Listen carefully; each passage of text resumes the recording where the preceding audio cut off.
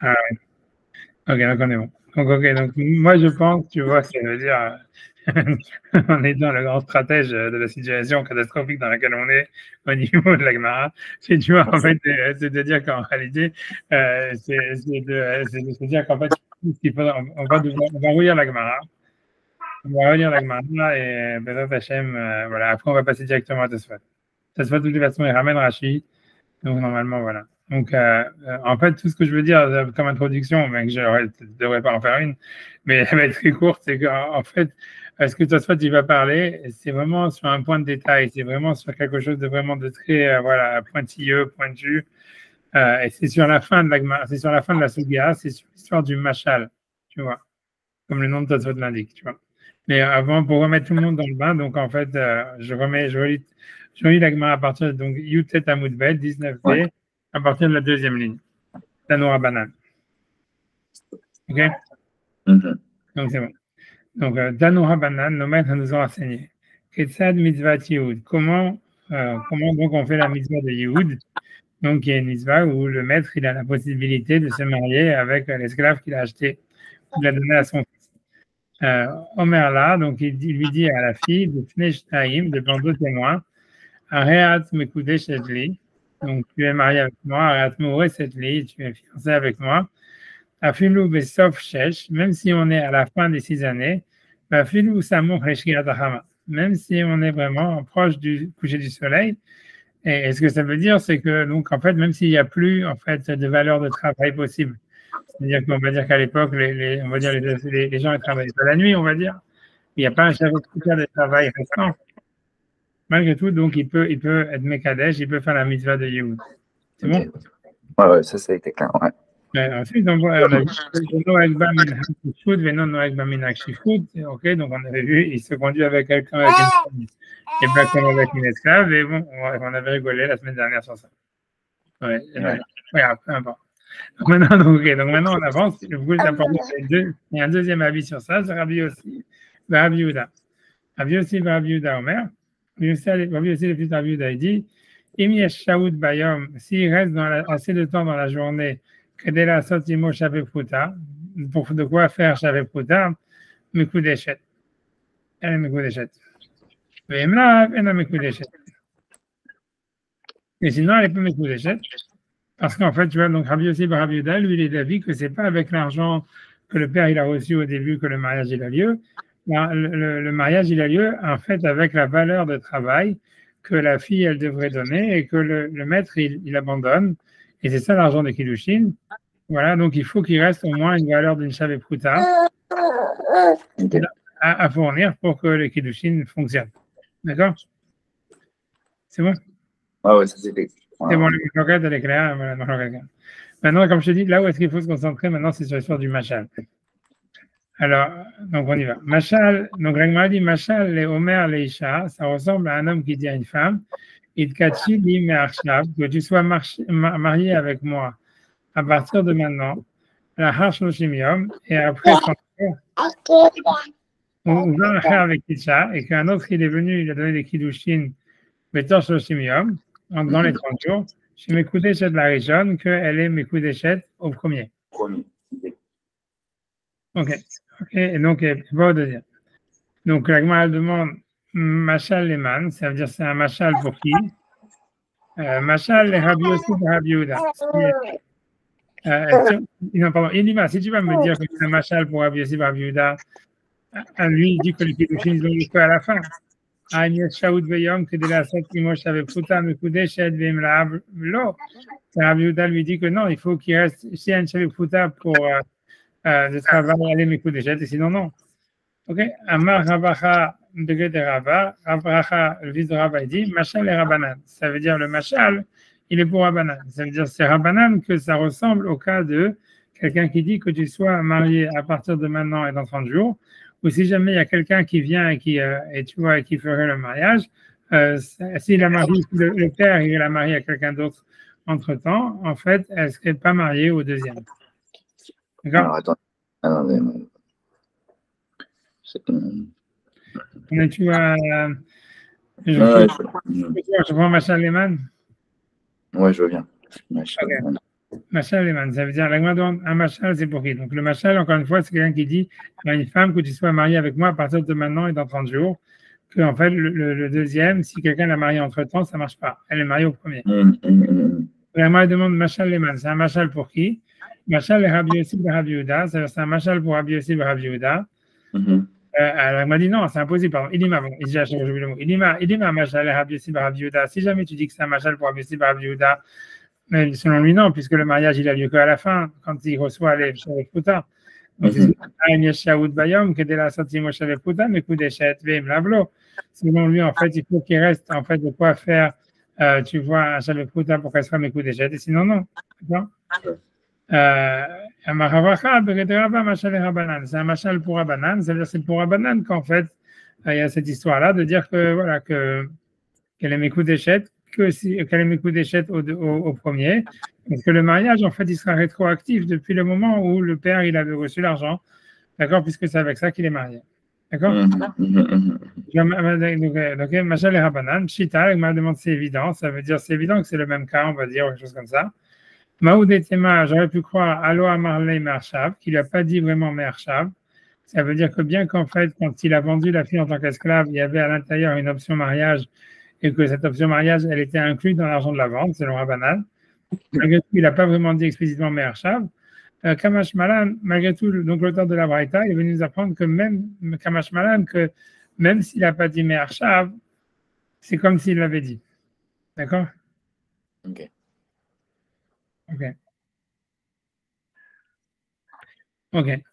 Donc maintenant, donc je sais pas, je vais, ça veut dire, je laisse comme ça et on va faire ça directement. Ça veut dire, ce que je veux dire, c'est que je peux dire quand même, je ne vais pas m'empêcher de dire quelque chose, mais c'est que la manière dont j'ai expliqué la Gemara, c'est tu vois surtout à la fin, ça veut dire, je vais essayer d'expliquer, d'introduire ça différemment. Laisse-moi une seconde. C'est que, tu vois, en fait, voilà, tu vois, laisse-moi une seconde. C'est selon.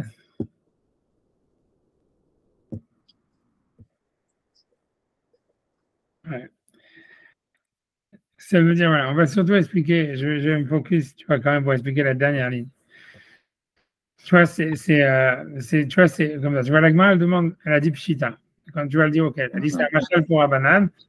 C'est comme si, tu vois, s'ils avaient dit, à partir de maintenant, que tu sois marié maintenant et dans 30 jours, et que donc on nous dit que s'il y a un deuxième qui vient, le mariage n'est pas valable. La Gemara, elle dit, c'est Pshita, c'est évident. La Gemara, elle dit, ça veut dire c'est Pshita que ça ressemble au cas de celui qui a vendu, tu vois, sa fille, etc. Et que, selon Rabbanan, le mariage, il est rétroactif depuis le moment de la vente. Et la Gemara dit non, mais j'aurais pu croire que comme il n'a pas dit Me'arshav, tu vois, donc alors quoi? Tu vois, s'il n'a pas dit Me'arshav, alors quoi? Et alors, je vais t'expliquer l'histoire. C'est que si tu te rappelles, et on va le relire de toute manière dans Rashi, mais si tu te rappelles, Rashi, il avait dit comme ça, il n'a pas dit Me'arshav, et donc ça voudrait dire que même dans le cas où quelqu'un dit à une femme que tu sois mariée à partir de maintenant et dans 30 jours, pas à partir de maintenant, qui dit à une femme que tu sois mariée dans 30 jours, et qui lui a donné les kiddushin à un moment T, on va dire, il lui donne les kiddushin devant deux témoins, le 30 janvier, et il lui dit que tu sois marié avec moi dans 30 jours, sans dire Me'arshav, ça veut dire le 30 février. Ouais. Alors j'aurais pu croire, Rachid explique, que j'aurais pu croire que même dans ce cas-là, le mariage il est rétroactif. Parce que quoi? Parce qu'on voit que dans le cas, en fait, de celui qui a vendu sa fille, le mariage, il est rétroactif, même s'il n'a pas dit Me'arshav. Et c'est pour ça que l'auteur de la Braïta, il dit non, en fait, dans quel cas, en fait, on dira que le mariage, il est rétroactif dans un cas qui n'est pas le cas de Yehoud, c'est uniquement s'il dit Me'arshav.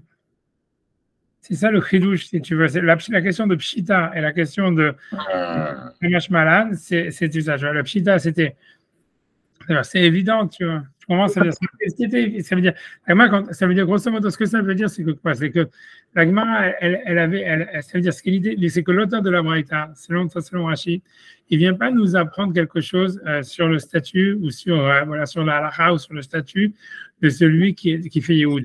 Ça veut dire que, tu vois, ça veut dire que celui qui fait Yehoud, que d'après Rabbanan, le mariage, il est rétroactif, c'est quelque chose qui est évident. Et que donc, s'il y a un deuxième qui se marie avant, ça marche pas, c'est évident. ce que tout l'auteur de la Braïta, quand il dit le machal, tu vois, et que la Gemara demande de ses pshita, et après de kamash malan et tout ça, le machal, il n'est pas, c'est pas qu'on nous apprend une halakha ou on nous explique, donne une explication sur comment le Yehud fonctionne. L'idée, c'est que l'auteur de la Braïta vient nous apprendre que quand quelqu'un il se marie normalement avec une femme en disant que tu sois marié dans 30 jours, tu vois, que le mariage il soit effectif dans 30 jours, tu vois, c'est sur ça qu'il vient t'apprendre une halakha. Il vient te dire, ça veut dire que si quelqu'un il dit Me'arshav, à ce moment-là, le mariage il sera rétroactif. Et si jamais il dit pas Me'arshav, alors le mariage il sera pas rétroactif. Il ressemblera pas au cas de l'esclave, ok. Voilà, c'est le chidouche. Tu vois, c'est comme ça veut dire que selon Rashi, selon ce qu'on a expliqué, l'idée c'est que le cas de l'esclave, c'est un donné. Tu vois, ça veut dire on a très bien compris comment le cas de l'esclave il fonctionne et on sait que le mariage il est rétroactif, il n'y a pas de problème. Et quand l'auteur de la Braïta donne un machal, il veut te dire en fait qu'est-ce qu'on pourrait déduire de cette halakha du cas de l'esclave selon Rabbanan. Et il te dit on peut déduire que si jamais quelqu'un il dit à une femme que tu sois marié à partir de maintenant et dans 30 jours, que le mariage il est rétroactif. Et l'Agma elle dit ah mais c'est évident. L'Agma elle dit ah mais j'aurais pu croire, tu vois que même s'il n'a pas dit Me'arshav c'est rétroactif, puisque dans le cas de Yehoud il n'a pas dit Me'arshav. Que non, qu'il faut qu'il dise Me'arshav et que Yehoud c'est comme s'il avait dit Me'arshav et c'est pour ça que c'est comparable à ce cas-là uniquement. Ça c'est l'explication de Rachid, tu vois. Ok, mais j'ai beaucoup de mal à comprendre avant même ça, parce qu'on apprend ça du cas du Yehoud, mais j'ai du mal à comprendre de dire que le mariage est rétroactif. J'ai l'impression que c'est plus les Kiddushin qui étaient dans le passé, qui sont avancés, mais j'ai pas l'impression que le mariage est. Oui, mais c'est pour ça que. Est-ce que c'est comme si elle était mariée depuis le premier jour des. Alors, tu vois, ce que je t'avais dit la dernière fois, tu vois, c'est que c'est comme si tous les jours il y avait une partie du mariage qui se passait. Mais ce qui se passe en tous les cas, c'est que ça bloque un autre mariage. Ça veut dire, le principal du chidouche, c'est qu'elle veut pas se marier. Si elle accepte le mariage de quelqu'un d'autre entre-temps, le deuxième valable, c'est ce que la Braïta te dit, le deuxième mariage, il n'est pas valable. Ok, mais dans le cas d'esclave, comment ça se passe? Comment on peut prendre ça d'esclave? C'est la même chose, c'est que si jamais le père il a vendu sa fille en tant qu'esclave, etc., et qu'après ça, il dit, ah voilà, je marie ma fille à quelqu'un d'autre, et qu'ensuite, tu vois, le Adon, même plus tard, il décide de faire Yehoud, eh bien, tu vois, ça veut dire le deuxième mariage, quoi, que le père avait fait, il n'est pas valable. Ah, ok. Mais ça d'où on l'apprend, c'était pas clair Alors, c'est pour ça. Alors, ce que selon Rachid, ça, c'était évident. Ça veut dire c'est quelque chose qui était évident. Okay, ça veut dire, si tu comprends, tu vois, selon Rachid, c'est ça, c'est ce que, tu vois, l'Agma, elle avait compris ça. Ça veut dire, l'auteur de la Braïta, il avait compris que c'était évident que selon Rabbanan, le mariage, il est rétroactif, puisque, en fait, tu vois, c'est l'argent de la vente qui fait les Kiddushin. Donc, tu vois, ça veut dire que c'était évident. Tu vois, ça veut dire, selon Rachid, ça pose pas de problème, ça. C'était jamais un problème, c'était jamais une question. Et en fait, la question, toute l'histoire de la Braïta, quand elle fait un machal, c'est qu'est-ce que je peux déduire de ce cas-là? Qu'est-ce que je peux déduire de la halakha de Yehoud où le mariage est rétroactif? Et la Braïta te dit, oui, on en déduit que si jamais quelqu'un dit Me'arshav et dans 30 jours, là aussi, le mariage il sera plus ou moins rétroactif. Tu vois, j'utilise ce mot par facilité, on va rentrer dans tous les détails. Mais tu vois, en tous les cas, ça veut dire que si quelqu'un d'autre il a marié entre-temps, le mariage ne sera pas valide. Voilà, le deuxième mariage ne sera pas valable. Ok. C'est bon? Tu vois, ça c'est selon Rachid. Maintenant, tu vois, le problème que tu vas pour te dire, tu vois déjà, en gros, c'est le problème que tu vas avoir avec ça, c'est que dans la terminologie de la Gemara, c'est quand on fait un machal, normalement, tu vois, quand on dit ça, tu vois, on t'explique un cas et après on dit voilà un machal. En général, tu vois, le mot machal, ça vient expliquer le cas de base, tu vois.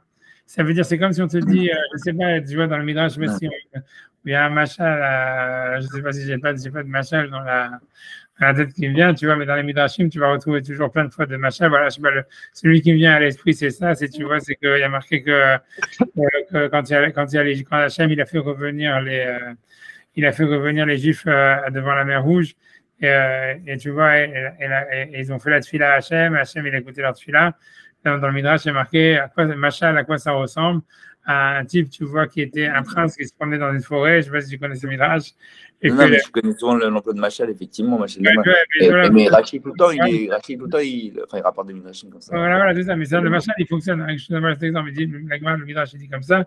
Et c'est le machal d'un type, tu vois, qui était dans une forêt, et qu'un prince qui est dans une forêt, qui avait une princesse qui s'est fait attaquer par des brigands, et qu'elle criait à l'aide, et que lui, en fait, tu vois, il est venu la sauver. et qu'après ça, tu vois, lui, il a voulu se marier avec elle, mais lui envoyer des émissaires et jamais elle répondait. Et que après ça, tu vois, donc lui, il a dit, OK, moi, je vais envoyer des brigands sur elle, comme ça, elle va devoir m'appeler, et à ce moment-là, je vais pouvoir la sauver, elle va être obligée de m'appeler. C'est la même chose qu'Hachem il a fait avec les d'Israël en les amenant dans le sortie d'Égypte. C'est parce qu'eux, ils avaient fait la tefila pour être libérés d'Égypte. Quand il est marqué Hachem, il a écouté leur prière. Après ça, ils ont arrêté de faire la prière. Donc Hachem il a dit, OK, je vais les amener devant la mer Rouge, ils vont être poursuivis par Pharaon, et là, ils vont faire la tefila, et je pourrai enfin écouter leur voix encore. Tu vois, ça veut dire ça. Mais tu vois, bon, ça, c'est un midrash, tu vois, c'est un machal. Tu comprends que le machal, tu vois, de la princesse avec le truc, il vient expliquer l'histoire de la sortie d'Égypte. Tu vois, c'est pas la sortie d'Égypte qui vient t'expliquer l'histoire de la princesse, tu vois ce que je veux dire. Alors, selon Rachid, alors selon Rachid, si on suit sa logique de l'explication du machal, de comment ça fonctionne, la logique d'un machal, que lui dit en fait, non, le cas évident qu'on connaît, c'est le cas d'Ioud. Et ce qu'on vient apprendre, en fait, c'est le cas d'un type qui dit que tu sois marié avec moi dans 30 jours. Eh ben, tu vois, ça veut dire, selon Rachid, ça voudrait dire en fait que quand on t'amène un machal, c'est que tu vois, ça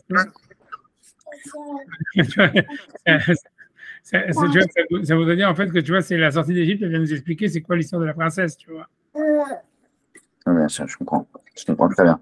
Donc, Voilà. mais en fait, le machal, c'est souvent en fait un exemple. C'est un exemple, c'est une parabole, C'est une une parabole métaphore. qui te permet de comprendre le cas qu'on est en train sur lequel on donne le machal. Ouais. Tu vois, le machal, il est explicatif en fait sur le cas auquel il se rapporte. Quoi. C'est pas le cas qui se rapporte, il explique le machal. Tu vois, selon Rachid, si on reprend l'histoire de la sortie d'Égypte avec la princesse, selon Rachid, c'est comme si en fait on disait, ouais, la sortie d'Égypte, je t'explique comment est-ce qu'un mec il fait avec une princesse, tu vois. Ouais. Alors, c'est clairement pas ça, tu vois, c'est clair que le message vient d'expliquer, non, pourquoi est-ce qu'Hachem, il a voulu expliquer la sortie d'Égypte, pourquoi Hachem, il les a fait revenir sur la mer Rouge, tu comprends? Donc, Ok, mais dans la chaîne de la Gemara. mais dans chaque main, c'est ce qui est marqué. Il est marqué une Non, machal. ce que je veux dire, ah oui, ce que je veux dire là, c'est dans la chaîne du Midrash, mais est-ce qu'on a des exemples d'autres exemples dans la Gemara où le mot machal est employé comme ça? Ouais, ouais, j'en ai pas, ouais, encore en tête, mais l'idée, c'est que grammaticalement, le mot machal, à chaque fois, tu comprends, quand on dit qu'Hachem, tu vois, que par Michelet, que Shlomo Amelach, il a fait des méchalim pour expliquer Machal, d'accord. tu vois, le machal, il est évident, et c'est ce que tu viens expliquer, c'est la chose qui n'était pas évidente à la base, tu vois. Ça veut dire, la sortie d'Égypte, tu comprends pas, on donne un machal avec une princesse qui est compréhensible. Tu vois, Ouais. tu vois, à chaque fois, quand Shlomo Amelach il fait des machals, ça veut dire, il te donne un cas, il te dit, tu comprends pas c'est quoi, il te donne, voilà, un cas pratique, et ça, tu peux comprendre, et c'est ça le machal qui te permet de comprendre l'histoire, tu vois, ça veut dire. Tu vois, donc dans la Gemara, Mistama, tu vas trouver des cas similaires, maintenant, je n'ai pas en tête, tu vois, j'ai pas encore des têtes, peut-être que Tosfot il va ramener, etc. Mais en tous les cas, le truc, c'est ça. La question de Tosfot, ça va être ça. Ça veut dire que. Donc, je te dis déjà à l'avance, je ne sais pas pourquoi je te dis ça à l'avance, mais ça veut dire que Tosfot, il va dire que, en fait, il faut comprendre la Gemara d'une manière complètement inverse. C'est-à-dire que l'idée, ça serait que, en fait, tu vois, on savait, ça veut dire le cas de quelqu'un qui se marie avec une fille en disant que le mariage soit bon dans 30 jours. On Hmm. savait que le mariage il sera valable que dans 30 jours et que s'il y a un deuxième qui se marie, elle est mariée avec le deuxième. On Ouais. savait aussi que si quelqu'un dit que tu sois marié depuis maintenant et dans 30 jours, on savait aussi, c'était évident que le mariage il est rétroactif et qu'en fait, s'il y a un deuxième qui se marie, elle est mariée avec le premier et pas avec le deuxième. Et Ok. que le chidouche de l'agma, quand elle dit Machal, elle veut t'expliquer quel est le cas, quelle est la halakha dans Yehoud. Ça veut dire, dans Yehoud, tu vois, est-ce que selon Rabbanan, quand quelqu'un il va se marier au milieu, le père il va recevoir le kiddushin d'un autre, est-ce que ça annulerait le Yehoud? Et sur ça, la Gemara, elle dit non. Avec le machal, on comprend que non. Tu vois qu'en fait, elle est mariée avec le deuxième, pas avec le premier, parce que c'est comme s'il avait dit marchal. Ok. Tu comprends? Ça veut dire que la halakha, comment ça s'appelle, je ne sais pas comment l'expliquer. Voilà, ça veut dire que le machal, il vient t'expliquer la halakha dans Yehoud, pas le contraire. Tu comprends? Ça va être, ça va être ça le point de ta semaine. Ok. J'ai compris, j'ai compris. Je vais avoir besoin juste d'une minute, je vais être encore rapide la dernière fois, j'ai tout installé là. Je la change en D'accord. 30 secondes et je suis avec vous. C'est comme ça. Et comme ça, je l'occupe et après, je peux être vraiment focus. Ok, d'accord. Une seconde.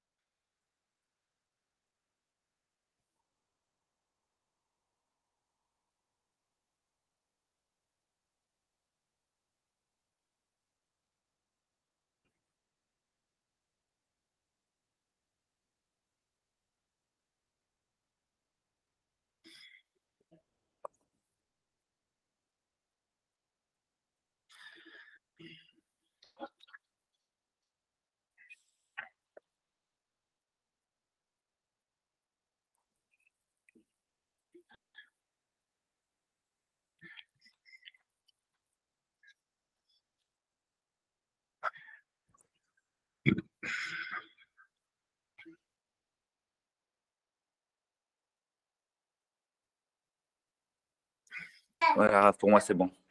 Donc, on y va. On commence ta semaine. Super. Je vois que... Ah, super. Shake. J'ai un crayon de papier. Ouais, je vois ça, ça a disparu de la circulation. Ah, ouais. mince. Il est revenu, il est revenu. Ah ouais. Donc, ok, donc on fait ta semaine. C'est bon, tout le monde est... Ok.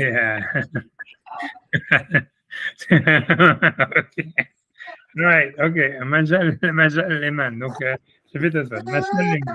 Donc, c'est un machal pour qui?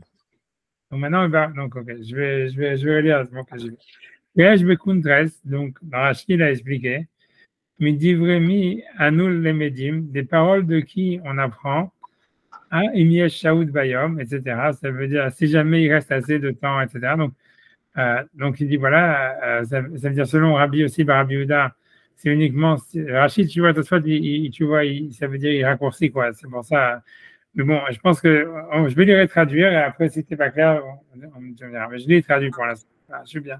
Je suis obligé de faire quelque chose. Tu vois, Manole Medim, tu vois, donc ça veut dire, je me dis vraiment Manole Medim. Ça veut dire de qui on apprend. Aha, ça veut dire c'est alaha. De quoi de Imiesh, ça veut dire, ou même pas, c'est pas c'est alaha, c'est A, ça veut dire avec un point d'exclamation. Imiesh Shaoud Bayom, ça veut dire si c'est selon Rabbi Yossi et Rabbi Yehuda, voilà, selon Rabbi Yossi et Rabbi Yehuda, pour que le mariage fonctionne, il faut qu'il y ait encore assez de temps pour qu'il y ait un Shavet Prouta, etc. Donc le mariage n'est pas rétroactif.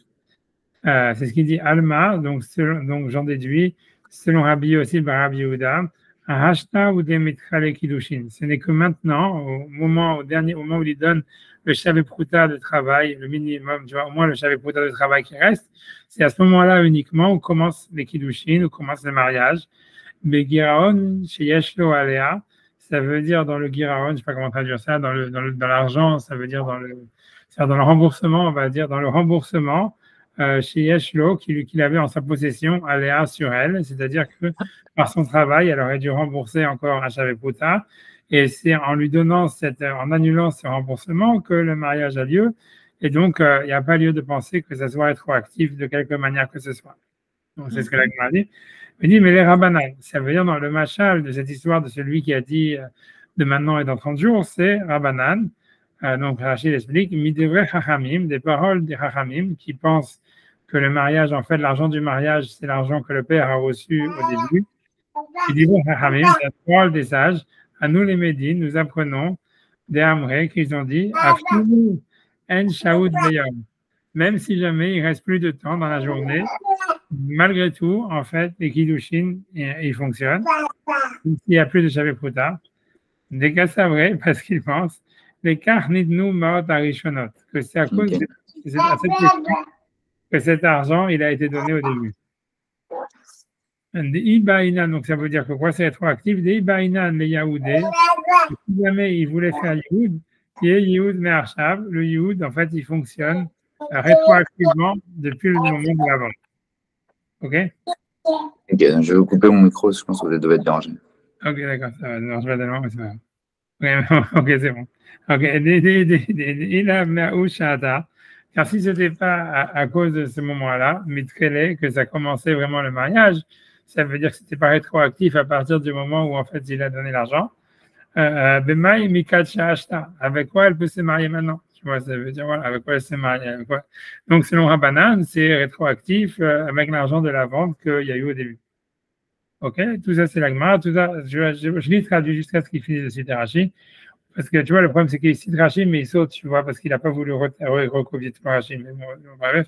Mais tu vois, donc je l'ai traduit quand même, ou par Shita, et la Gemara demande, c'est évident, ça veut dire des matzin ou les melaf, on peut le déduire, c'est-à-dire qu'on pourrait déduire que du cas de Yehoud, selon Rabbanan, que si quelqu'un dit à une femme que tu sois mariée à partir de maintenant et dans 30 jours, que le mariage est rétroactif. Donc, la Gemara demande, c'est évident qu'on peut déduire de Yehoud ce cas-là, de celui qui dit à partir de maintenant et dans 30 jours.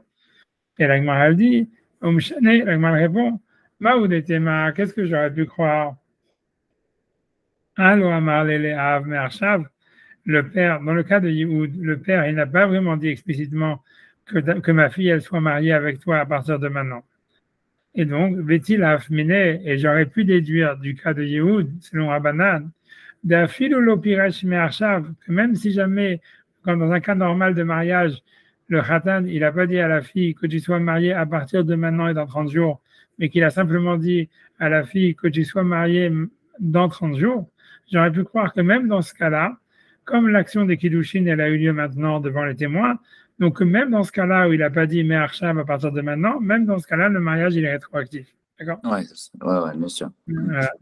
Et là, donc c'est pour ça, même s'il n'a pas dit à partir de maintenant, et la Rad Mekoude Shedli, la Hashoshimium, qu'il a dit simplement que tu sois marié avec moi dans 30 jours, Tehem Mekoude Shed la Rishon, que malgré tout, le mariage il soit rétroactif et qu'elle sera mariée au premier, c'est-à-dire que si jamais il y a un deuxième qui est venu dans le laps de temps, ça soit le premier mariage qui soit effectif parce qu'il est rétroactif. Amashmalan, c'est pour ça qu'il est venu nous apprendre Haïtana, cet auteur de la Braïta, de Amar qui a dit à nous les Médines à Machal, on apprend le Machal, Midivre Rabbanan, des paroles de Rabbanan, de Amar Me'arshav, que c'est simplement uniquement s'il a dit Me'arshav, c'est simplement s'il a dit Me'arshav que le mariage il est rétroactif, mais s'il n'a pas dit le mot Me'arshav, le mariage ne serait pas rétroactif. Et donc, si la fille elle aurait reçu de l'argent, un mariage de quelqu'un d'autre entre-temps, elle serait mariée avec le deuxième. D'accord? Donc, ça, c'est l'explication de Rashi. Tu vois, ça veut dire qu'encore une fois, comme je répète encore une fois, c'est que selon Rashi, principalement, l'idée, c'est que le cas de Yehoud, il est connu. Ça veut dire on comprend le cas de Yehoud. Le cas de Yehoud, c'était évident pour la Gemara que si jamais le père, par exemple, selon Rabbanan, après avoir vendu sa fille en tant qu'esclave, il l'a mariée à quelqu'un d'autre, et qu'ensuite, tu vois, le maître, il décide de faire Yehoud, même si c'est 5 ans plus tard, c'est sûr que le Yehoud, il annule le mariage du deuxième. Pourquoi? Parce que le Gemara dit selon Rabbanan, c'est sûr que c'est rétroactif, on n'a aucun doute là-dessus. D'accord? Et donc maintenant, le Machal, l'auteur de la Braïta, il ne vient pas nous apprendre une halakha sur Yehoud, il vient nous apprendre une halakha sur un cas de mariage normal, en disant celui qui va donner de l'argent à une fille devant des témoins, en disant que tu sois marié avec moi dans 30 jours, alors il nous dirait en fait que dans ce cas-là, le mariage n'est pas rétroactif et que si la fille elle reçoit de l'argent de quelqu'un d'autre entre-temps et qu'elle s'est mariée avec quelqu'un d'autre, en fait c'est le deuxième qui fonctionnera. Mais par contre, si jamais le mari il a dit Me'arshav et que la fille elle a accepté en disant Me'arshav et dans 30 jours, donc si le mari ne change pas d'avis dans les 30 jours, donc le mariage est rétroactif et si elle a reçu de l'argent de quelqu'un d'autre, elle sera mariée au premier, pas au deuxième. Le principal du Chidouche, tu vois, de la Braïta, c'est pas quelque chose qui concerne Yehoud, c'est quelque chose qui concerne le cas normal du mariage. Et principalement, on nous dit que si jamais quelqu'un il a fait un mariage devant témoin en disant que le mariage soit effectif dans 30 jours, le mariage il sera effectif que dans 30 jours. Et donc, si elle se marie avec quelqu'un d'autre, elle sera mariée avec le deuxième. D'accord? Par contre, si jamais dit à partir de maintenant et dans 30 jours, le mariage il est rétroactif et donc si elle se marie avec un deuxième, le deuxième mariage ne sera pas valable, elle sera mariée avec le premier. Et c'est ça le chidouche, tu vois, c'est ça le chidouche selon Rashi. D'accord? C'est clair? Ok, très clair. Voilà. Maintenant, tu vois, Tosfot, il va simplement dire, tu vois, il va dire la question que je t'ai dit, ça veut dire que le machal, normalement, c'est pas comme ça, tu vois. Donc, je vais pas expliquer l'histoire de la princesse, mais je pense que tu vois que c'est un bon exemple, c'est un bon exemple que j'ai donné. Que dans l'histoire, tu vois, quand la Gemara, elle donne le machal de la princesse, qu'il veut, que le type, il envoie des brigands pour l'attaquer une deuxième fois pour qu'elle l'appelle. En fait, on comprend bien qu'on n'est pas en train de nous expliquer des méthodes de drague pour attraper une princesse. On est en train de nous expliquer pourquoi est-ce qu'Hachem il a fait rentrer les Juifs dans la mer et faire demi-tour pour qu'ils soient poursuivis par les Égyptiens. Tu vois, ça veut dire le machal, il vient pas expliquer le machal. Ça veut dire le cas de la princesse, ça on comprend comment ça fonctionne. Ce qu'on ne savait pas, c'est comment la sortie d'Égypte elle fonctionne. Et donc le machal, il vient apprendre sur l'autre cas. Et là, on nous dit un cas qu'on ne connaît pas pour expliquer un cas qu'on connaît. Voilà, exactement. Le mot machal, il a été utilisé dans le mauvais sens, selon Rachid. Tu vois, c'est la question de Tosfot, il va dire. Donc, c'est pour ça que Tosfot, il va dire qu'en fait, c'était pas ça, le truc, c'est le contraire. Ça veut dire, on savait cette halakha du mariage normal. Ça veut dire que s'il dit Me'arshav, c'est rétroactif. S'il dit pas Me'arshav, c'est pas rétroactif. Ça, on le savait. Par contre, on savait pas qu'est-ce qui se passe si jamais le type, il a vendu sa fille en tant qu'esclave selon Rabbanan et qu'après ça, il a marié un deuxième. Ah, okay. Et le chidouche de la Braïta, c'est de nous dire non, selon Rabbanan, si jamais il a marié un deuxième, le deuxième mariage n'est pas valable. Parce que c'est comme s'il avait dit Me'arshav. Ça veut dire, ça vient nous apprendre. Voilà. Donc, on va faire dans les mots de Tosfot. Bekaché, et c'est difficile. Les cool les Gemara, car dans toute la Gemara, ça veut dire, mais a priori, bon, j'ai pas trouvé, donc a priori, il a des exemples, hein, moi, je l'ai pas trouvé, ça, parce que j'ai pas cherché, mais bon, moi, dans tous les cas, dans les Midrashim, c'est clair que le Amashal Bal et Lamed à la Davar, c'est le Mashal qui est évident et qui vient t'apprendre sur la chose sur laquelle on a mis la parabole, tu vois, c'est pas que la parabole, on va nous expliquer la parabole, tu vois, on nous explique pas comment se marier avec une princesse, on nous apprend comment la sortie d'Égypte s'est passée. Donc le machal, Bal et Lamed à la Davar. Le machal, il vient apprendre sur la chose sur laquelle on a mis le machal. Qui est mot machal lema davar domé. Comme tu vas voir à chaque fois dans le Midrash, où la Gemara dit toujours, comme tu dis dans Rashi, la Gemara dit machal lema davar domé. À quoi ça ressemble? Et à chaque fois, tu vois la chose à quoi ça ressemble, on sait elle vient éclairer sur ce qui est marqué dans la Torah, pas le contraire. Ok. Donc après ça, c'est la première question de Tosfot. Tosfot, tu vas poser une deuxième question. Il dit, et encore, Nomar, comment est-ce qu'on pourrait dire Nilmad Beisha, Shetem Mekudesh et Larishon. Comment est-ce qu'on peut apprendre de Yehoud que dans le cas normal, donc d'une femme qui recevrait les Kiddushin et que le type dirait Me'arshav, que le mariage il serait rétroactif et qu'elle serait mariée avec le premier. Ça veut dire, il dit, d'où est-ce qu'on voit ça? Ça veut dire, d'où est-ce que tu sais ça? Ça veut dire, Rabbanan, ils n'ont jamais dit que dans le cas de Yehoud, si jamais il y a un type qui vient et un deuxième qui vient et qui se marie, on dirait que le deuxième mariage n'a pas de valeur, tu vois. Ça veut dire, ils n'ont jamais dit explicitement. Donc, comment tu pourrais apprendre cette halakha alors que tu fais que supputer ça? Tu vois, qui te dit pourquoi c'est évident? Grosso modo, selon Rashi, c'est évident que selon Rabbanan, si jamais le père il a reçu des kiddushin d'un deuxième et qu'après ça le maître il fait Yehoud, que le Yehoud il va annuler le mariage le deuxième mariage. Mais tu vois qu'elle est mariée avec. Mais ça se dit d'où est-ce que tu sais ça? Rabbanan ils l'ont pas dit. Qu'est-ce qui t'a fait? Pourquoi c'est tellement évident pour toi cette chose-là? Ok. Voilà. Alors, donc voilà, donc il dit, et encore, comment est-ce qu'on peut dire de Yehoud, Nilmod, Beisha, Shetem Mekudesh et Larishon, de Yehoud, on va apprendre que dans le cas de mariage, elle va être mariée avec le premier. Les Rabbanan n'ont pas parlé de ce cas-là où le père il aurait reçu le kiddushin d'une deuxième personne. Qu'il y aurait un deuxième, un autre est venu et qu'il a reçu le kiddushin pendant la période de la vente. Comme tu dis que Tosfot, il va expliquer le contraire. Donc, je fais expliquer Tosfot. J'espère que c'est pas c'était des questions du mois, mais bon, je sais pas. Non, mais là, c'est clair. Ok, bon, prochain. Alors, les gars, c'est pour ça que oui, il a expliqué. C'est un machal, donc comme je dis que le machal, la parabole, Bal et Lamed, elle va nous apprendre. Mais l'Omar, elle nous apprend des ri et ri. Donc, encore une fois, que selon ri, c'est le contraire. C'est-à-dire, le cas de Kiddushin, on savait que c'était comme ça. On savait que si quelqu'un était mis à Arshav, c'est évident que le mariage, il est rétroactif et que le deuxième mariage est annulé. Mais par contre, on ne savait pas, selon Rabbanan, dans le cas de Yehoud, si c'était le cas. Et c'est pour ça l'auteur de la Braïta vient nous dire non, de la même manière que dans quelqu'un dit mais Arshav, le mariage il est rétroactif et donc si jamais la fille elle a reçu un deuxième mariage entre-temps, le deuxième mariage il n'a aucune valeur. La même chose, ça sera si jamais le père, il a après avoir vendu sa fille, il a reçu les kiddushin d'un deuxième. Que si jamais le maître il décide de faire Yehoud, comme le Yehoud il est rétroactif depuis le moment de la vente, ça annulera le deuxième mariage. Ouais, ce qui semble logique même dans le film de la Gemara, finalement, parce qu'on n'avait pas du tout compris d'où la Gemara sortait ça. C'est ce qu'il a dit au début, tu vois, ça c'est parce que la Gemara sort ça, tu vois, c'est ce qu'il a demandé sur Rachid. Il dit d'où est-ce que la Gemara elle est tellement sûre que selon Rabbanan, s'il y a un deuxième qui vient et qui se marie, le deuxième mariage n'est pas valable. D'où est-ce que la Gemara sait que dans Yehoud c'est comme ça? C'est ce qu'il a dit, Tosfot. Donc Tosfot dit c'est justement ça ce que la Gemara vient expliquer. Elle vient te dire. En fait, elle savait que Me'arshav, ça fonctionne comme ça. Et la Gemara vient te dire que le cas de Yehoud, il ressemble à un cas de Me'arshav. Et après ça, la suite de la Gemara, la question de la Gemara, elle demande, mais dit c'est évident. La Gemara dit non, parce qu'il n'a pas dit Me'arshav. Et tu vois, selon Tosfot, la réponse de la Gemara, c'est simplement de dire que quand quelqu'un il fait Yehoud, c'est comme s'il avait dit Me'arshav, selon Rabbanan. C'est automatique. Même s'il n'a pas dit, tu vois, ça fait partie du processus, tu vois. C'est comme ça que ça fonctionne. C'est clair.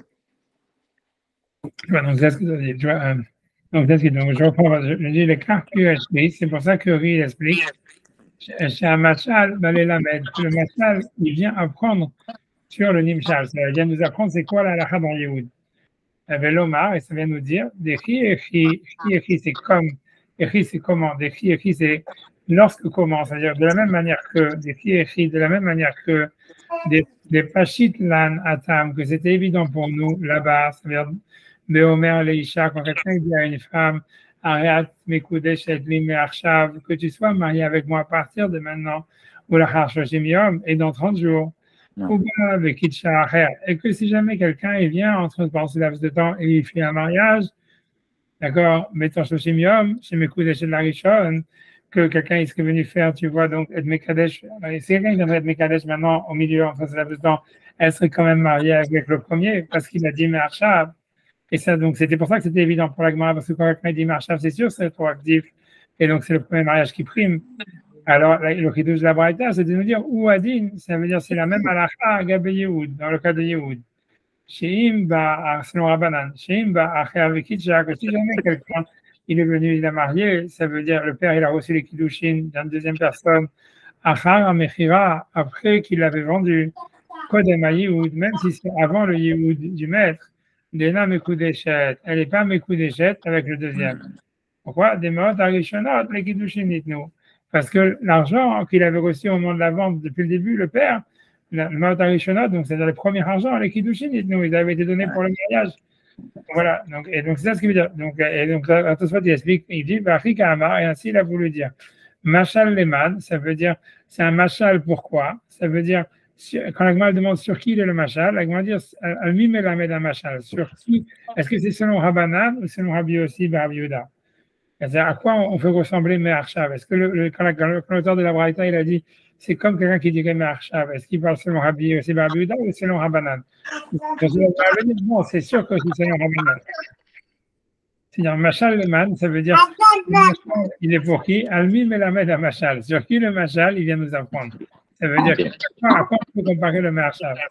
Il est mal, Rabbi Yossi par Rabbi Yehuda. Si tu dis que c'est selon Rabbi Yossi par Rabbi Yehuda, n'est-ce pas que lui il a dit, il est d'ailleurs. Tu vois, donc lui il a dit qu'en fait il faut qu'il y ait encore du temps dans la journée pour faire un Shabbat plus tard. C'est pas, ça ressemble pas à celui qui dirait Me'arshav, puisque il y a le puisque lui il a besoin qu'il reste quelque chose à Shabbat plus tard. Bassof, à la fin. Et donc, c'est pas quelque chose, c'est pas comme s'il avait dit Machal. Et là, Machal est Rabbanan. Mais c'est un Machal, selon Rabbanan, que le mariage, il est rétroactif. Un Machal, Balelamed Lanou, le Machal, il vient nous enseigner, al divrei Rabbanan, sur les paroles de Rabbanan, selon Rabbanan. Chez Imba Achar que si quelqu'un il est venu, il a fait un mariage entre temps, on a dit que le père, il aurait reçu les kiddushin d'une deuxième personne, après l'avoir vendu, Kodem à Yehoud, mais avant le Yehoud du maître, et la Mekudeshet, elle ne serait pas mariée au deuxième. Okay. Et sur ça, la Gemara demande, ou pas Chital, la Gemara demande, mais c'est évident, de Kevan Shama Leishakar, puisque quand quelqu'un dit à une femme, mais Arshav, et que le mariage il est rétroactif, ou Adin, c'est Achanami, ça serait le même halakha. Ou Adin, c'est le même din. Ici, Nami aussi, ça veut dire, halakha serait la même dans Yehoud, Gabe Yehoud. Kahou et Rabbanan, c'est sûr que selon Rabbanan, c'est comme ça. Alors, moi, dit non, le chidouche, c'est de dire qu'il n'a pas dit Me'arshav, et on considère dans Yehoud que c'est comme s'il avait dit Me'arshav automatiquement. Umshane, donc c'est pour ça qu'on répond Maoud et Tema, qu'est-ce que tu aurais pu croire? Allo Amar Me'arshav, il n'a pas dit Me'arshav. Afilou les Rabbanan Nami, et donc dans le cas de Yehoud, il n'a pas dit Me'arshav. Donc j'ai hâte de voir que même selon Rabbanan Nami Temekudeshet l'Acher, il faut qu'elle soit Mekudeshet au deuxième. Chez Kitcha Kodem Yehoud, parce que tu vois qu'il avait fait les Kiddushin avant le Yehoud. De l'autre Amelomé Leisha, et ça ne ressemble pas à celui quelqu'un qui dirait que tu sois marié à partir de maintenant. Parce que là-bas, il lui a dit Me'arshav. À partir de maintenant, or, dans le cas de Yehoud, il n'a pas dit ces mots-là. Il a simplement donné l'argent. Donc, c'est comme s'il avait dit que tu sois mes coups d'échette dans 30 jours, ou tu vas quand tu voudras, mais que ce n'est pas rétroactif. Donc, c'est un chidouche pour me dire que Kamash Malan, il vient nous apprendre de Kevan d'école Mechira Almenat Leyaed, que toute la vente, elle a une option, en tous les cas, elle est faite à condition de pouvoir faire Yehoud, et qu'il y a une option Yehoud. Keman de Amar là, Me'arshav Damé, c'est comme s'il avait dit Me'arshav, et que donc le mariage, il serait rétroactif dans le cas de Yehoud selon Rabbanan, même s'il n'a pas mentionné la terminologie de Me'arshav. D'accord? C'est bon? Ah ouais, c'est bon. Donc, d'accord. Okay, donc, on a fait Tosfot, tu vois, bon, Hachem, tu vois, maintenant, tu Ah, vois. c'est clair. Ouais, c'est clair. Ok, bon, Hachem, je suis pas très content. Et voilà, donc après ça, donc, on va avoir des secondes pour faire la suite de la Gemara, si tu veux. Voilà, donc on va continuer la Gemara. Et voilà. Et un que je t'avertis déjà que dans la suite de la Gemara, on va avoir un remake. Ça veut dire que, tu vois, Tosfot, encore une fois, Rashi va expliquer que le Machal, c'est à nous apprendre, en fait, tu vois, sur la halakha tu vois, ça va nous apprendre sur la personne. Et voilà, bon, bref, en tout cas, je fais pas je fais pas d'introduction. Donc, en tout cas, moi, j'avance la Gemara maintenant. On va avancer la Gemara et j'imagine que bon, Tosfot, le Tosfot, il n'y a pas une irrégularité dans la structure de la Gemara quoi qu'il arrive, même si. je n'ai pas entendu. Non, je demandais s'il n'y avait pas une irrégularité dans la structure de la Gemara, quoi qu'il arrive. Non, ça veut dire selon Rabbanan. Ce qui est un peu difficile, tu vois, c'est. Est-ce qu'il n'a pas fallu effectivement qu'on parle d'abord. En fait, lorsqu'on a expliqué cette règle-là, on aurait dû d'abord rapporter le cas du mariage. Ouais, ou même, c'est plutôt qu'on aurait dû dire. C'est ce qui se passe, c'est que dans la première partie de la Gemara qu'on vient d'étudier, en fait, la Gemara ne parle jamais explicitement du père qui reçoit le mariage, l'argent d'un deuxième.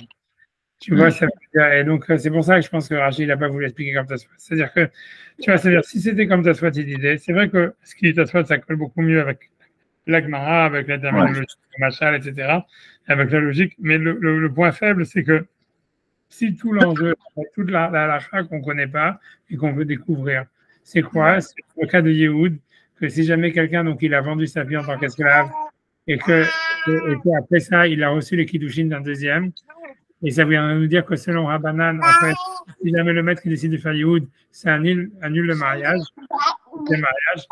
tu vois, en fait, ce cas-là, il n'est pas mentionné dans la Gemara explicitement. La Gemara, elle dit pas, elle n'en parle même pas, tu vois. Elle dit ça, c'est un machal à celui qui dit que tu sois marié à partir de maintenant, dans 30 jours. Et où, en fait, le mariage, le premier mariage, il est valide et pas le deuxième. Mais elle explicite jamais ce cas, tu vois, le cas, en fait, qui serait le principal du chidouche. Donc, si tu veux, il y a peut-être une anomalie de ce côté-là. Si tu veux, c'est que la Gemara, elle aurait dû citer, elle aurait dû expliciter sur quoi il y a le machal. La Gemara, elle aurait dû dire comme ça, elle aurait dû dire, tu vois, ça veut dire, ou les rabbanan, tu vois, im kibel kiddushin, im kibel rav kiddushin ma'acher, chez mekudeshet la rishon. Machal, le omer leisha, arat mekudeshet li me'arshav ad la hashoshim yom.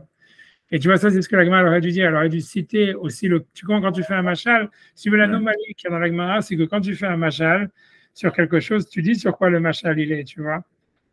Tu vois, c'est comme je t'ai dit, si tu reprends l'histoire de la sortie d'Égypte, tu vois, quand le Midrash il parle de la princesse, il dit voilà, pourquoi est-ce que Hachem il a fait revenir les Juifs à demi-tour vers Hirot, etc. En grosso modo, parce qu'il voulait qu'ils fassent la tefila, etc., comme dans une princesse. Mais d'abord, on te dit que ce qu'on vient de t'expliquer, c'est pourquoi Hachem il a fait retourner les Juifs devant la mer Rouge, tu vois. On ne te dit pas, ah, ça ressemble à une princesse, tu vois, tu comprends ce que je veux dire. Alors ici, tu vois, selon Tosfot, c'est comme, tu vois, on te dit, ouais, c'est un machal à celui qui dit de maintenant et dans 30 jours qu'elle est mariée avec le deux premiers et pas le deuxième. Oui, mais l'halakha que tu parles toi-même, que tu veux dire un machal, c'est quoi? C'est le cas du père qui a reçu le kiddushin d'un deuxième. Et ça, c'est pas marqué dans la Gemara. Tu vois, la Gemara ne parle pas de ce cas. Elle ne le dit pas explicitement. Donc, tu vois, c'est vrai qu'il y a une anomalie de ce côté-là. Tu vois que la Gemara, elle aurait dû dire le cas et ensuite dire machal. Tu vois, elle aurait dû dire, selon Rabbanan, im kibel av kiddushin ma'acher shem mekudeshet la rishon, machal le omer. Tu vois, les chats, regarde mekudeshet li ma'acher v'ashoshim yom, chez mekudeshet la rishon, un truc comme ça. Tu vois. Alors, la Gemara, elle a sauté ce cas-là. Donc, c'est sûr qu'il y a une anomalie, voilà. Mais c'est sûr que malgré l'anomalie. Et on peut pas apprendre quelque chose de ça, de cette anomalie. Je sais pas. Est-ce que Tosfot a problème? Juste, il réinterprète, mais il n'explique pas. Ouais, c'est quoi? Ça veut dire, t'as raison, tu vois, ça veut dire, voilà, ça veut dire, c'est pour ça que Tosfot Rashi, lui, il a voulu expliquer un truc, tu vois, ça veut expliquer très bizarre, tu vas dire que le chidouche, c'est sur le Me'arshav, que dire que Me'arshav, c'est rétroactif, mais uniquement s'il dit Me'arshav, s'il dit pas Me'arshav, c'est pas automatique, c'est pas rétroactif. Tu vois, selon Rashi, c'est ça le chidouche. Le chidouche, c'est de dire que si quelqu'un dit que tu sois marié dans 30 jours et qu'il dit pas Me'arshav, c'est pas rétroactif. Selon la conclusion de la Gemara, c'est ça ce qu'on apprend. c'est que c'est uniquement si dit marchav, c'est rétroactif, mais si dit pas marchav, c'est pas rétroactif.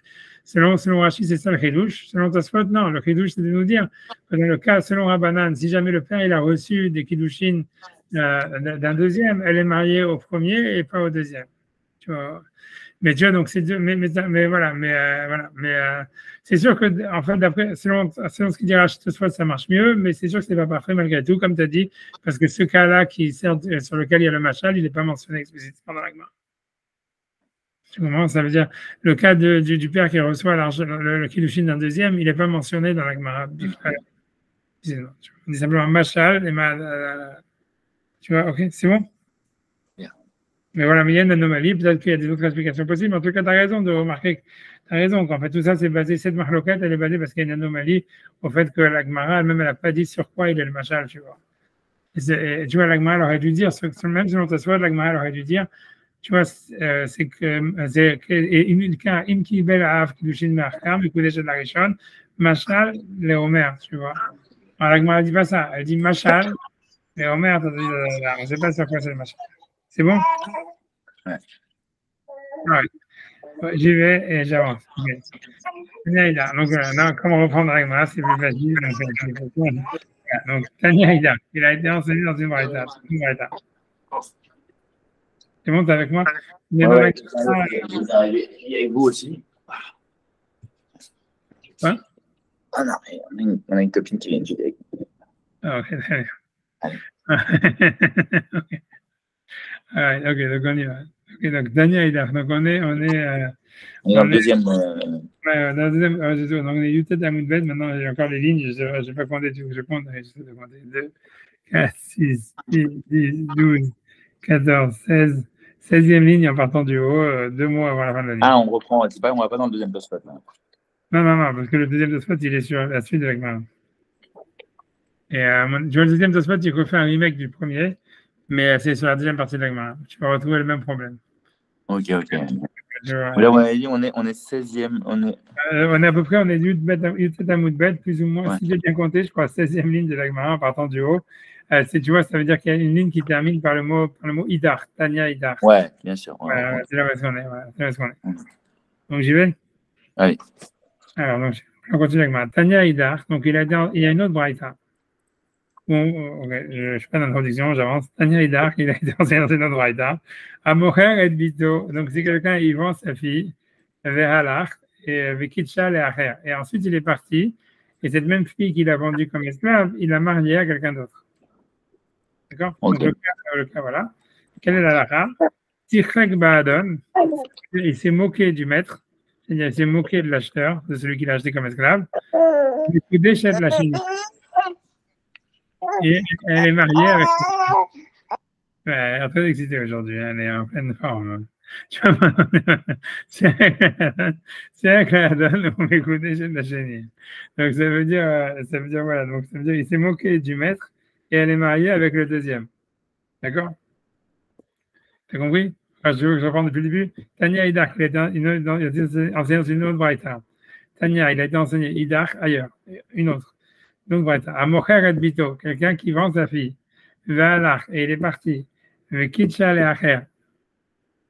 Et il a été Mekadesh avec un. Je ne sais pas si c'est sur la bonne page, je ne sais pas exactement. Ok, d'accord. Alors, Ve'kitcha le Acher, ok, donc il est parti, il l'a marié avec un deuxième. Sichak Baadon, il s'est moqué du maître, c'est-à-dire que Umekudesh de la Chénie, elle est mariée avec le deuxième. C'est bon? Dit vrai, Rabbi Yossi bar Rabbi Yehuda. Ce sont les paroles de Rabbi Yossi bar Rabbi Yehuda. Ok? Donc Rabbi Yossi bar Rabbi Yehuda, il dit clairement qu'elle est mariée avec le deuxième. D'accord? Ce qui est logique, parce qu'en fait, c'est comme s'il n'avait pas dit Me'arshav, puisque le mariage, il n'est pas rétroactif, il a lieu avec le dernier Shavei Pouta, qui reste avant la fin des 10 ans. Ok. Ouais. Chachamim Amrim, mais les sages disent, Imratsa le Yaed, s'il veut être Meyaed, c'est-à-dire le maître, s'il veut faire Yehoud, Meyaed, il peut faire Yehoud. Donc, tu vois, cette braïta, en fait, elle est plus explicite que la première. Elle nous explique très clairement qu'il y a une marloquette entre Rabbi Yossi et Rabbi Yehuda et Rabbanan, dans le cas de laquelle on parlait jusqu'à maintenant. C'est-à-dire que le père, il a vendu sa fille en tant qu'esclave. Ensuite, il a reçu les kiddushin d'une deuxième personne. Ensuite, le maître, il a voulu faire Yehoud. Donc, Rabbi Yossi bar Rabbi Yehuda a dit le Yehoud du maître n'est pas valable, c'est une blague, c'est-à-dire parce qu'en fait, le mariage qu'il avait fait avant, tu vois, le mariage que le père il a reçu du deuxième, il est valable. Et voilà, puisque le Yehoud n'est pas rétroactif. Alors que Chachamim, ils disent non, le Imratzal Yahed Meyahed, ça veut dire s'il veut faire Yehoud, le maître, il peut faire Yehoud parce qu'en fait, le mariage est rétroactif. Donc tout ça, ça suit, tu vois, c'est la prolongation, c'est dans la même ligne que ce qu'on avait vu avant dans la Gemara. C'est clair? Ok. Ouais. Okay. Donc maintenant, la Gemara dit comme ça. Mais encore une fois, la Braïta, elle va donner un machal. C'est pour ça que tu as elle dit machal, les Omer, ça ressemble à celui qui dit Leisha à une femme, Ariat Mekude Shetli, que tu sois marié avec moi, l'achar shloshim yom, dans 30 jours, sans dire Marshab. Avec Kitchab et shloshim yom, et qu'il y a quelqu'un d'autre qui est venu et qui s'est marié avec la fille pendant les 30 jours, chez Mekude Shet la Sheni, qu'elle est mariée au deuxième. Ok, c'est le cas, ok. Voilà, tu vois, elle va demander Machal Leman, c'est un Machal pour qui? Alors, il dit, il est mal les Rabbanan. Si tu penses que c'est un Machal pour Rabbanan, tout est rétroactif, donc c'est comme s'il avait dit Me'arshav. Il est mal les Rabbanan, Amre Rabbanan, Imratsa le Yaed Meyaed. Au contraire, Rabbanan n'a pas ça. Rabbanan, ils ont dit que si jamais il veut faire Yehoud, il peut faire Yehoud. Donc, en fait, c'est le mariage qui est valide, pas le deuxième. Tu vois? Et là, Maravacha Begede Rava, le fils de Rava, il dit, Machal et Rabbi Yossi bar Rabbi Yehuda. C'est un Machal selon Rabbi Yossi bar Rabbi Yehuda, que lui, il pense que le mariage, il est en fait, il n'est pas rétroactif. Et donc, en fait, c'est comme si c'est comme s'il n'avait pas dit Me'arshav. C'est comme si quand il y a eu la vente, il avait dit que tu sois marié avec moi dans 30 jours. Et donc, mais il y a un qui est venu au milieu, il peut, tu vois, donc le deuxième mariage, il annule le premier. Chita, la Gemara dit c'est évident que c'est pas rétroactif puisque selon Rabbi Yossi bar Yehuda, le mariage en fait il a lieu avec le prouta qui reste. Maoudetema, donc que j'aurais pu croire. Allo Amar là la Shloshim Yom. Il lui a pas dit dans 30 jours. Kamash Malan, que c'est comme s'il avait dit que c'était dans 30 jours. Alors, on va voir qu'est-ce que ça veut dire. On va voir ce que ça veut dire parce que là encore, il va y avoir une grande discussion entre Rashi et okay. Donc, okay, on ne va pas faire Tosfot, mais on va faire Rashi, on va essayer de faire Rashi bien Hachem, mais après, voilà, ce sera bon. Autant on peut avoir une anomalie sur... Comment? Autant on peut avoir une anomalie sur une fois, autant là, si vraiment la Gemara fonctionne comme ça de manière répétée, c'est pas une anomalie, c'est vraiment une kavana. Vas-y, ok, t'as raison, en tout cas, c'est vrai que c'est la deuxième histoire, deuxième fois la même chose, tu vas voir. Donc, on va voir, tu vois, parce qu'on va voir, c'est pas exactement le machin, il fonctionne sur quoi, etc. Donc, ok, donc en tout cas, donc, la Gemara, on fait Rashi sur ça.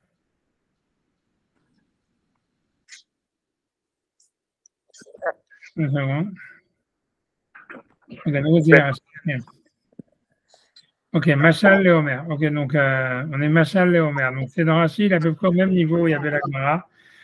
Tu vois, donc c'est à peu près 2 ou 3 lignes en dessous. Donc c'est vers le milieu de la page. Il y a un Rashi qui commence, une ligne de Rashi qui commence Machal Léomer. Okay. Donc il dit, non. Il va dire la même chose, il va dire Machal Léomer. Ça ressemble à celui qui dit Kelomar, c'est-à-dire de là tu as appris Léomer Leisha à celui qui dit à une femme. Ça veut dire encore une fois, Rashi il reprend la même logique de dire que le cas de Yehoud, c'est le cas qu'on connaît, c'est le cas, on connaît la Lara, mais ce que ça vient nous apprendre, c'est celui qui dira à une femme. Voilà. Et donc ça voudrait dire qu'ici, ça viendrait nous apprendre que selon Rabbi Yossi bar Rabbi Yehuda, on apprend que celui qui dira à une femme que tu sois marié dans 30 jours sans avoir dit Me'arshav, le mariage, il n'est pas rétroactif. C'est ça ce qu'on vient de nous apprendre. On apprend que dans le cas de quelqu'un qui se marie, donc encore une fois, pour Rashi, Yehoud, on connaît la halakha. Le machal, c'est un machal qui nous apprend, c'est sur le cas du mariage normal, c'est le machal, il est sur le mariage normal, c'est le machal qu'on apprend, et ça vient nous apprendre, encore une fois, que même que s'il n'a pas dit Me'arshav, selon Rabbi Yossi et Rabbi Yehuda, le mariage n'est pas rétroactif. Ok? Donc c'est ce qu'il dit Rashi, Kelomar, c'est-à-dire, tu vois, quand Rashi dit Kelomar, ça veut dire qu'il a un problème dans le langage de la Gemara. Ok, donc en tout cas, c'est ce qu'il veut dire, c'est-à-dire, donc il y a un point d'argument. Mikanatamad, de là, tu apprends les Homer pour le cas de celui qui dira à une femme que tu sois marié dans 3 jours, dans 30 jours, les chats, etc. L'agma a dit, ok, Rashbi, c'est machal leman, c'est un machal pour qui? Midi vremi à nous les médiums. Encore une fois, Rashbi dit, d'où est-ce qu'on apprend cette halakha que quand quelqu'un dit que tu sois marié dans 30 jours, le mariage n'est pas rétroactif s'il n'a pas dit Me'achav. De qui on apprend ça? Elle m'a dit, le Rabbi aussi de Rabbi Yehuda. C'est de Rabbi aussi de Rabbi Yehuda qu'on apprend ça. Des Mishum, des Lopiresh Me'achav, que puisqu'il n'a pas dit Me'achav quand il a vendu sa fille, Afalgav, de Avaleki, les Kidouché Behu, la Harzman, bien que après ça, il y aura des Kiddushin après un certain laps de temps, donc malgré tout, qui Kadmo Acher, quand un deuxième qui est venu, qui s'est marié avec elle, c'est-à-dire que le père il a reçu l'argent du mariage d'une deuxième personne, avoue Kiddushin. Donc on a vu que Rabbi Yossi Rabbi Yehuda, il avait dit que elle est mariée avec le deuxième, Sikrek Baadon, il s'est moqué du maître, ça veut dire que c'est le deuxième mariage qui est valide, donc avoue Kiddushin. Ahanami, ici aussi, Loshna, ça serait la même halakha si jamais quelqu'un dit à une femme que tu sois marié avec moi dans 30 jours et que la fille, elle vient, elle se marie avec un deuxième, dans les 30 jours, elle sera mariée avec le deuxième. Alors l'agma dit c'est pshita, c'est évident. Alors l'agma, Rashi va expliquer c'est quoi. Donc elle m'a dit, Maoudetema, j'aurais pu croire, Allo Amarla, il lui a pas dit dans 30 jours. Alors qu'est-ce que ça veut dire selon Rashi? Rashi va expliquer comme ça, il va dire, Beshat Matan Maot, au moment où le mari il a donné, donc puisque le machal, ce qu'on vient de nous apprendre, c'est pas le cas du Yehud, c'est le cas du mariage normal, où il dit que tu sois marié dans 30 jours. Donc tu vois, alors l'agma, elle dit, il a pas dit dans 30 jours. Alors il a dit dans 30 jours, donc qu'est-ce que ça veut dire selon Rashi? Donc c'est pour ça que Rashi va essayer d'expliquer comme ça. Il va dire Beshat Matan Maot, quand il a donné l'argent, il dit Almenat Shetiyaeli. Donc lui dit ça revient sur Yehud parce que tu vois, parce que voilà, ça revient sur Yehud parce que dans le cas du mariage normal, il lui a dit dans 30 jours. Donc on sait qu'il lui a dit. Alors comment expliquer l'agma? Donc Rashi va expliquer comme ça. Il dit Beshat Matan Maot, au moment où il a donné l'argent, c'est-à-dire le maître a donné l'argent pour acheter l'esclave. Almenat Shetiyaeli, la Harzman, à condition que je puisse faire Yehud dans un certain laps de temps. Il n'a pas dit dans 30 jours. Il y a pas de temps. Il n'y a pas de temps fixe. Il peut ne pas faire Yehud s'il veut. Tu comprends? Dans le cas de Yehud, il pourrait ne pas faire Yehud. Ou Mishum Achi, c'est pour cela, Rabbi aussi, c'est pour ça que Rabbi aussi dit qu'elle est Mekoudesh de la Chénie, qu'elle est mariée au deuxième. C'est-à-dire que si le père il a reçu l'argent d'un deuxième, elle sera mariée avec le deuxième. Pourquoi? Parce qu'en fait, le mariage n'est pas automatique. Tu comprends? Le mariage ne va pas, il n'y a pas un laps de temps qui fait que quand le laps de temps il est écoulé, le mariage il arrive automatiquement.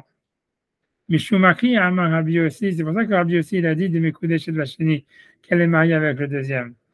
Avalecha de Amar Itkachili la Harsoshimiyom, mais mais dans le cas du mariage où le mari il a dit à la femme que tu sois marié avec moi dans 30 jours, j'aurais pu croire que même s'il n'a pas dit Me'achav à partir de maintenant, ça serait rétroactif, le Kiddushin, il marcherait maintenant, Mekoudesh chez la Rishon, et qu'elle serait mariée avec le premier, et Miyasse Bestav Shloshim s'il est d'accord dans les 30 jours. Puisqu'en fait, la différence, c'est qu'il a donné un laps de temps qui fait que le mariage, il sera automatique au bout de 30 jours. Alors que dans le cas de Yehud, il y a une option que le Yehud ne se fasse jamais. Donc c'est pour ça que j'aurais pu croire que quand est-ce que Rabbi Yossi Rabbi Yehuda il a dit, tu vois, qu'elle est mariée avec le deuxième, c'est uniquement dans Yehud, parce que dans Yehud, il y a une possibilité que le mariage ne se fasse jamais. Mais dans le cas d'un type qui dirait à une fille que tu sois mariée dans 30 jours, même s'il n'a pas dit Me'achav, à partir du moment où c'est automatique que dans 30 jours, elle va être mariée, si jamais il ne change pas d'avis, mais en tous les cas, dans le cas normal, il n'a pas besoin de faire une autre action ou de quoi que ce soit, de décider de se marier, puisque le mariage, il est valide juste dans 30 jours, normalement d'une manière automatique, s'il n'est pas annulé. Donc, j'aurais pu croire qu'à ce moment-là, le mariage, il est rétroactif, même s'il n'a pas dit Me'achav. Et c'est ça ce qu'on nous apprend Kamash Malan. On vient nous apprendre, tu vois, Kamash Malan Kenan. Tu vois, d'accord. משום אחי, אבל de l'homme marchav, Khaïla Ashta ou Mekoudesh de la Rishon. Donc même s'il n'a pas dit Marchav, le Mekoudesh est valide maintenant, elle serait mariée au premier. Et Mirse Bessav Shloshim, s'il est d'accord dans les 30 jours. Kamash Malan, c'est pour ça que l'auteur de la Braïta vient nous apprendre, non. Les Damou Adadé, que ça ressemble au cas où quelqu'un est dit que tu sois marié dans 30 jours. Kevan de Talakatu Yehud Bemarotalalu, la Harzman, que puisque le Yehud, la Torah, elle a dit que le Yehud, il dépend de cet argent, mais que dans un certain temps, que quand il reste un Shavefruta. Mais Ikara, depuis le début, qui a Avinu, depuis le début, quand il lui a donné, la Ri a Avinu. Il lui a donné depuis le début, chez Mirsel et Yared, mais Yared, que s'il veut faire Yehud, il veut faire Yehud. Afilouachi, et malgré tout, Kevan de lo Amar Me'achav, comme il n'a pas dit Me'achav, mais Koudeshet la Chénie, elle sera mariée au deuxième. Alors, déjà, je vais essayer de répéter, tu vois, oralement, c'est-à-dire, tu vois, en fait, grosso modo, selon Rashi, tu vois, l'explication de l'Agma est la suivante. Ça veut dire, l'Agma, elle dit comme ça, elle dit, selon Rabbi Yossi ben Rabbi Yehuda, la Braïta, elle dit clairement, selon Rabbi Yossi ben Rabbi Yehuda, si jamais quelqu'un, donc, le père, il reçoit l'argent de Kiddushin d'un deuxième, elle sera mariée avec le deuxième. L'Agma, elle dit, et ça ressemble à quoi? Ça ressemble à celui qui dit à une femme que tu sois mariée dans 30 jours, et si jamais, en fait, elle a reçu l'argent d'un deuxième, elle est mariée avec le deuxième. D'accord? Elle me demande, ok, elle dit c'est évident, elle dit pshita. C'est évident que c'est comme ça. Puisque tu vois, ça veut dire grosso modo ce que ça veut dire, c'est que à partir du moment où Rabbi Yossi ben Rabbi Yehuda, il a dit clairement dans le cas d'Yehud que si jamais le père il a reçu l'argent d'un deuxième, elle est mariée avec le deuxième, c'est sûr que si quelqu'un dit à une femme que tu sois mariée dans 30 jours et qu'elle reçoit l'argent de quelqu'un d'autre entre temps, qu'elle est mariée au deuxième, qu'est-ce qui nous apprend l'auteur de la Braïta? C'est évident, c'est le même cas. Elle m'a dit non, le chidouche, c'est que j'aurais pu croire que dans Yehud, comme il y a une possibilité de ne pas faire Yehud, ça veut dire que quand il a vendu sa fille en tant qu'esclave, le maître, il n'a pas dit et je vais faire Yehud dans 5 ans, ou dans 6 ans, ou dans 3 ans. Il ne s'est pas en fait engagé à faire Yehud quoi que ce soit. Il a simplement dit il a une option de faire Yehud. Et donc j'aurais pu croire que c'est que dans ce cas-là que Rabbi Yossi Rabbi Yehuda dit que c'est pas rétroactif. C'est parce qu'en fait, tant que le maître il n'a pas décidé de faire Yehud, il n'y a pas de Yehud. Donc c'est que quand il décide que c'est effectif. Et donc c'est pour ça que si jamais le père, entre-temps, il a marié à une autre, en fait, le deuxième mariage serait valide. Mais dans le cas d'un type qui dirait à une fille que tu sois mariée avec moi dans 30 jours, même s'il n'a pas dit Me'achav, en fait, le mariage, il serait. Oui.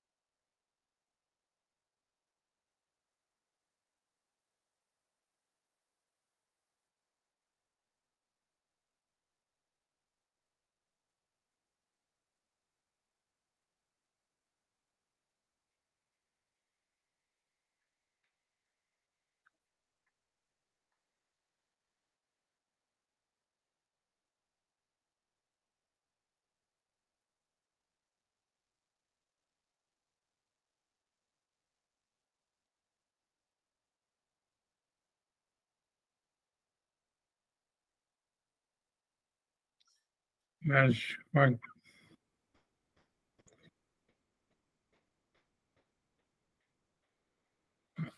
que j'arrête.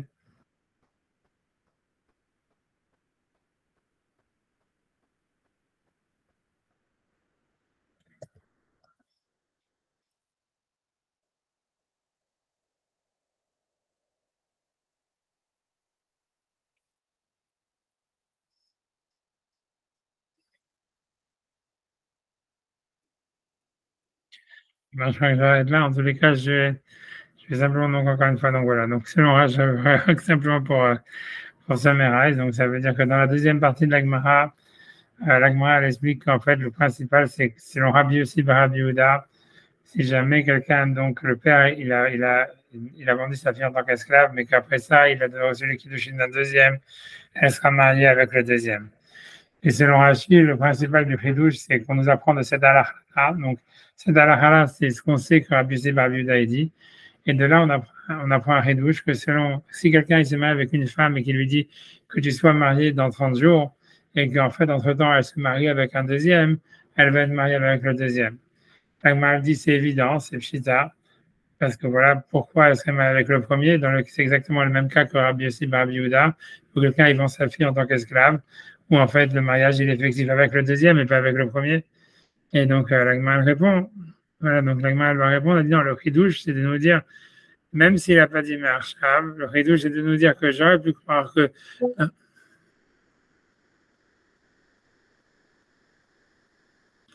j'aurais pu croire que voilà. J'aurais pu croire que c'est ça. Excusez-moi, j'avais plus de batterie. Ok, d'accord. Ah, ok, Après, voilà, je suis en test. ok, d'accord. Ok, donc, je vais répéter ça de toute façon, parce qu'on a fait, tu vois, on a fini l'agma. Je ne pense pas aller plus loin. J'ai pas envie de faire le Tosfot. Tu vois, je me dis que ça serait vraiment. Ouais. Ouais, ça nous permettra comme ça en plus de refaire Hazara la semaine prochaine sur ce passage d'agma. Donc voilà, donc en tout cas, je vais quand même répéter, tu vois, ce que Rachid dit, l'explication de l'agma selon Rachid, tu vois, simplement pour en finir. Ça vient pour aujourd'hui. Ça veut dire que l'idée c'est simple. Ça veut dire elle dit comme ça, elle dit que selon Rabbi Yossi bar Rabbi Yehuda, si jamais quelqu'un donc il a vendu sa fille en tant qu'esclave et qu'après ça il a reçu des kiddushin d'une deuxième personne, elle serait mariée et qu'après ça le maître il a fait Yehoud, en fait elle serait mariée avec la deuxième personne, pas avec le maître, d'accord? C'est ce que Rabbi Yossi bar Rabbi Yehuda dit, Sichek Ba'adon, il s'est moqué du maître. Ça veut dire que voilà, en recevant les kiddushin d'une deuxième personne, avant que le maître il fasse Yehoud, il a, si tu veux, il a overruled, tu vois, il a annulé en fait le droit de Yehoud que le maître il avait. Ça, c'est ce que Rabbi Yossi bar Rabbi Yehuda dit. Et l'Agmara dit, ça, c'est un machal à quoi? C'est un machal à celui qui dit à une femme que tu sois mariée dans 30 jours, que si jamais la fille, elle reçoit entre-temps de l'argent d'un deuxième, elle est mariée avec le deuxième et pas avec le premier. Ça, c'est ce que l'Agmara dit. L'Agmara demande, c'est évident. Et sur ça, l'Agmara répond, j'aurais pu croire, tu vois, ça veut dire que, tu vois, il dit, tu vois, j'aurais pu croire, qu'est-ce qu'il dit? Que là-bas, dans le cas de Yehoud, il lui a pas dit dans 30 jours. A priori, dans le cas de Yehoud, il lui a pas dit dans 30 jours, donc c'est différent, Kamash Malan, et c'est ça ce que ça va nous apprendre. Ça, c'est la traduction de l'Agmara. Rashi, il va expliquer qu'est-ce que ça veut dire. Ça veut dire comme ça. Il dit que j'aurais pu croire que uniquement dans le cas de Yehoud, le mariage, il n'est pas rétroactif selon Rabbi Yossi bar Rabbi Yehuda. Pourquoi? Parce que même si jamais il a reçu de l'argent, le père, au moment de la vente, et que dans cet argent, il y avait une option Yehoud, malgré tout, si jamais le maître il veut, il peut ne pas faire Yehoud du tout. Il n'a pas dit dans 30 jours je ferai Yehoud, dans 5 ans je ferai Yehoud, dans 3 ans je ferai Yehoud. Il a simplement dit j'ai une option de faire Yehoud. Donc j'aurais pu croire que c'est uniquement dans ce cas-là que Rabbi Yossi bar Rabbi Yehuda dit que le Yehoud n'est pas rétroactif, et c'est pour ça que s'il a marié à une deuxième personne, elle sera mariée avec le deuxième. Mais dans le cas d'un type qui dit à une femme, en lui donnant l'argent devant des témoins, que tu sois marié avec moi dans 30 jours, j'aurais pu croire que puisqu'en fait c'est automatique que dans 30 jours elle est mariée avec lui. C'est pas qu'une option si je veux, il n'a pas dit je me marierai avec toi dans 30 jours si je veux, tu seras marié avec moi dans 30 jours. Donc j'aurais pu croire que là, Rabbi Yossi bar Rabbi Yehuda est d'accord que c'est rétroactif, même s'il n'a pas dit Marchav, même s'il n'a pas dit à partir de maintenant, parce que c'est automatique et ça ne ressemble pas au cas de Yud. Kamash Malan, ça va nous apprendre que non, que malgré tout, c'est que ça ressemble au cas de Yehoud, parce que ici aussi, le mari, s'il veut, il peut changer d'avis dans les 30 jours. Donc, c'est en fait, ça ressemble à un cas où il a pris qu'une option sur le mariage. Et donc le chidouche de la Braïta, c'est de nous dire que de la même manière que selon Rabbi Yossi Bar Yehuda, le mariage, il n'est pas rétroactif dans le cas de Yehoud, bien que le maître, il a payé de l'argent au début. La même chose, si jamais quelqu'un dit à une fille devant des témoins en lui donnant de l'argent que tu sois marié dans 30 jours, si le mariage, il ne sera pas rétroactif. Et c'est ça le chidouche, tu vois, ça veut dire. Et le chidouche, comme je te dis, le chidouche, c'est quoi? J'aurais pu croire que c'est différent parce que dans le cas de Yehoud, c'est une option qui se donne et c'est pas un truc automatique. Alors que là, c'est un truc qui est automatique s'il ne change pas d'avis. Kamash Malan, qu'il n'y a pas de différence entre les deux, puisqu'il y a une possibilité d'annulation du mariage. Donc le mariage, il n'est pas rétroactif. C'est bon? C'est l'explication d'Agmara selon Rachid, tu vois. Et si tu veux, tu vois, je peux déjà dire, si tu vas à l'oral, Tosfot, il va dire complètement différemment. Encore une fois, puisque Tosfot, il va garder sa logique que le chidouche, il est pour Yehoud. Donc, ce qu'il va dire, tu vois, il va dire en fait que j'aurais pu croire que dans Yehoud, Rabbi Yossi Bar Yehuda, il est d'accord que le mariage, il est rétroactif. Pourquoi? Maintenant, j'ai oublié pourquoi. Parce qu'en fait, il va dire le contraire. Il va dire, 2 secondes, parce qu'il va dire, attends, je vais essayer de me rappeler, tu vois.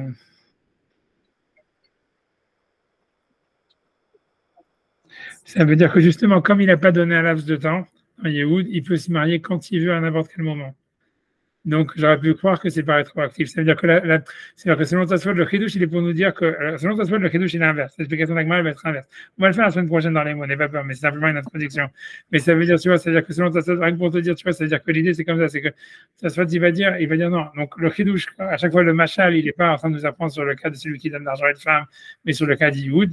Et l'idée, c'est que ça veut dire que donc, le cas évident qu'on connaît, c'est quelqu'un qui dit à une femme que tu sois mariée dans 30 jours, sans dire Merchab, et qu'elle se marie avec un deuxième, elle est mariée avec le deuxième. Ça, c'est le cas évident. Et ça vient nous apprendre que selon Rabbi Yossi Bar Yehuda, c'est aussi le cas. Et pourquoi j'aurais pu croire que le cas de Yehoud est différent selon Rabbi Yossi Bar Yehuda? Parce que dans le cas de Yehoud, le type, il n'a pas dit dans 30 jours. Et de toute façon, il va interpréter cette phrase comme disant que comme il n'a pas dit dans 30 jours, ça veut dire qu'à n'importe quel moment, il peut se marier.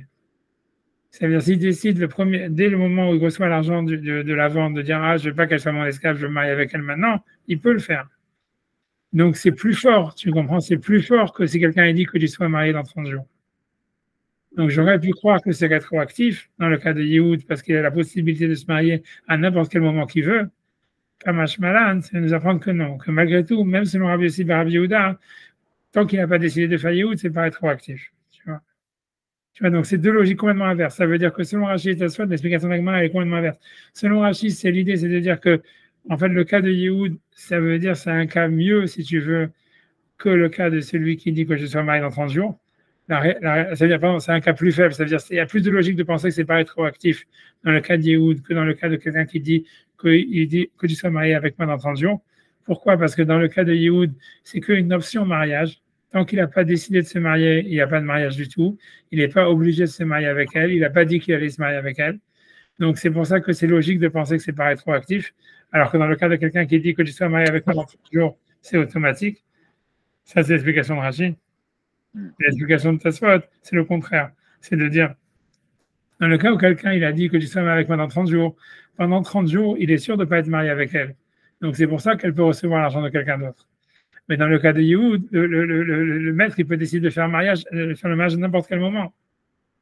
Parce qu'il peut décider le lendemain même ou le jour même de la vente, il peut dire voilà, je vais me marier avec elle. Donc j'aurais pu croire que selon Rabbi Yossi Bar Yehuda, c'est pas rétroactif, tu vois. Donc c'est oui rétroactif, tu vois, comme machin. Donc la logique elle va être inversée, tu vois. Mais je pense qu'on a fait, on a fait Rachid dans les mots. Je ne rappelle même plus ce que j'ai fait, tu vois. Tellement je suis, tu vois, 2 secondes. On a fait dans les mots. On a fait dans les mots, bien sûr. Ok, voilà, la semaine prochaine, Berdachem, on fait Tosfot. Et on va, donc ça va être un petit peu une chazara, tu vois. Mais voilà, je suis content. En tout cas, c'est clair ce qu'on a fait, Tosfot et tout ça, malgré tout. Ah ouais, Khazak, c'était très intéressant. Merci beaucoup. Désolé, c'était un petit qu'on a pu quand même bien se concentrer. Ok, on va voir Hachem. Ok, bah, ça m'a rappelé le bon vieux temps où, quand moi j'étudiais, j'avais aussi des bébés dans les bras, c'est ça. Tu vois. C'est un bracha. Bracha d'eau. Grave, et juste en parenthèse, il y a des textes qui parlent de. Parce que dans les Midrashim qu'on parle de Ishmael. Il y en a beaucoup. Qu'est-ce que je te dis? Je ne sais pas, tu vois. Non, c'est sûr que tu vois, qu'est-ce que je te dis? C'est compliqué, tu vois. Dans le Zohar, il y a beaucoup d'histoires parce que tu vois, c'est tout le problème de tout ça. Si tu veux savoir, il y a deux. Tout le problème, il vient du fait que, tu vois, c'est ce que le Zohar a dit, que Ishmaël, il avait reçu la Brit Mila avant la naissance d'Isaac. Tu vois, c'est marqué dans le Zohar, tout ça. Et il y a un autre, moi tu vois, dans le cours que je donnais, là, sur le délire, là, sur le truc, je pense, tu vois, qu'il y a un autre problème. Je ne sais pas si je le dis dans le cours, mais je pense que le vrai problème, c'est parce que la Torah, elle a été donnée à l'extérieur d'Israël. Et que tu vois que c'est Moshe Rabbeinu qui avait voulu ça, tu vois, qui a dit je ne vais pas les sortir d'Égypte que si on reçoit la Torah. Et que donc, en fait, il a fait que la Torah a été donnée à l'extérieur d'Israël. Et ça a fait, en fait, que tu vois, si tu veux, les non-juifs, ils ont une sorte de partie dans la Torah. Et ça, tu vois, et c'est ça ce qui crée, tu vois, tout le problème. Si la Torah elle avait été donnée en Israël, comme c'était le plan original de Hachem, en fait, tu vois, il n'y aurait pas eu tous ces problèmes qu'on a maintenant. Mais en fait, tu vois, ça veut dire, Moshe, il a exigé que la Torah soit donnée à l'extérieur d'Israël. Et en fait, ça a fait, tu vois, que, tu vois, ça a fait, je ne sais pas comment t'expliquer, tu vois, ça a fait. Mais c'est très fort ce que vous dites, parce qu'en plus, non, je sais pas si je fais le lien, mais parce que l'histoire, c'est il a peur ils sont presque arrivés, mais il a peur qu'ils passent par les terres philistines et qu'il à Gaza, justement, et que c'est ça le chemin. Ouais. Non, je pense, tu vois, c'est parce que, tu vois, en réalité, l'histoire, c'est qu'en faisant ça, tu vois, il a séparé les deux choses, tu vois. C'est comme s'il a séparé la Torah de la terre d'Israël. Et en fait, tu vois, ça préfigure l'exil et tout ça, le judaïsme en exil et tout ça, tu vois. Et moi, je pense, tu vois, si tu veux, tu vois, c'est ça toute l'histoire, tu vois, c'est que quand tu vois, nous, en Galoute, tu vois, Simchat Torah, tu vois, on dit que Simchat Torah, c'est qu'une fête qui est en exil, tu vois. Parce que ça veut dire, et Shmini Atzeret et tout ça, c'est en Israël, tu vois, Shmini Atzeret et Hoshana Rabbah, c'est lié à Yosef, Hatzadik, que lui, il a été enterré en Israël, et que, tu vois, c'est lié, tu vois, tu vois, la bracha qu'il a, que tu vois que c'est sur la récolte d'Israël, sur tu vois, sur toute la bracha de la Parnassa qui est en Israël, tu vois, alors que tu vois que Moshe Rabbeinu, il n'a pas été enterré en Israël, il est resté en Salah et tout ça. Et en fait, tu vois, c'est ça l'histoire, c'est que l'idée, c'est que, et même quand tu regardes la faute du veau d'or, elle est liée à ça. Parce que la faute du veau d'or, c'est le symbole de Yosef. Et en fait, l'idée, c'est que, tu vois, ça veut dire que l'idée, c'est que du fait que la Torah elle a été donnée en Chutz La'aretz, d'une certaine manière, elle condamne à tourner en rond. C'est ça l'histoire de Simchat Torah, où tu tournes en rond, tu fais que recommencer. Et tu vois, quand les Juifs étaient en exil, ils ont fait que tourner en rond. Ils ont fait, tu vois, ils n'ont jamais grandi. Ils construisaient, ils détruisaient, ils s'assimilaient, ils se rétruquaient, ils faisaient tchouva, ils s'assimilaient, ils tournaient en rond, ils grandissaient jamais. Et en fait, il n'y a que par la madriga, tu vois, de Yosef, qui est avec Israël, que tu vois, en fait, tu peux grandir. Mais l'idée, c'est qu'il faut comprendre que dans cette histoire du rapport qui est à la terre, qui permet de grandir, en réalité, c'est un rapport à la mort. Tu vois, il faut comprendre que la terre, c'est lié à la mort. Tu vois, comme tu vois, regarde Azinu, il y a marqué, tu vois, avec Hyper Admato Amo, ça veut dire sa terre, elle va pardonner son peuple. C'est l'un des derniers psukim que Moshe Rabbeinu dit. Ça veut dire, tu vois, ça voulait dire, tu vois, que, en fait, tu vois, quand un cadavre, tu vois, un homme, il meurt dans la terre, il doit se décomposer dans la terre, et après, il renaît, tu vois, comme un grain de blé, comme un tout ça, etc. Et tout le peuple d'Israël, toute l'histoire du Mashiach, c'est lié à une résurrection, tu vois, donc c'est lié à un rapport à la terre. Mais ce rapport à la terre, il va entraîner automatiquement des morts. Tu vois, ça veut dire, on peut pas avoir une relation avec la terre si jamais, en fait, on meurt pas pour la terre. Et tu vois, ça veut dire, parce que tu vois, c'est quelque chose c'est la seule manière d'avancer, tu commences, c'est la seule manière d'arriver à une résurrection, d'arriver au Mashiach, si tu veux, etc. Mais voilà, mais si tu veux, moi je pense qu'il y a beaucoup de ça, tu vois, toute l'histoire d'Ishmaël et compagnie, tout ça, etc.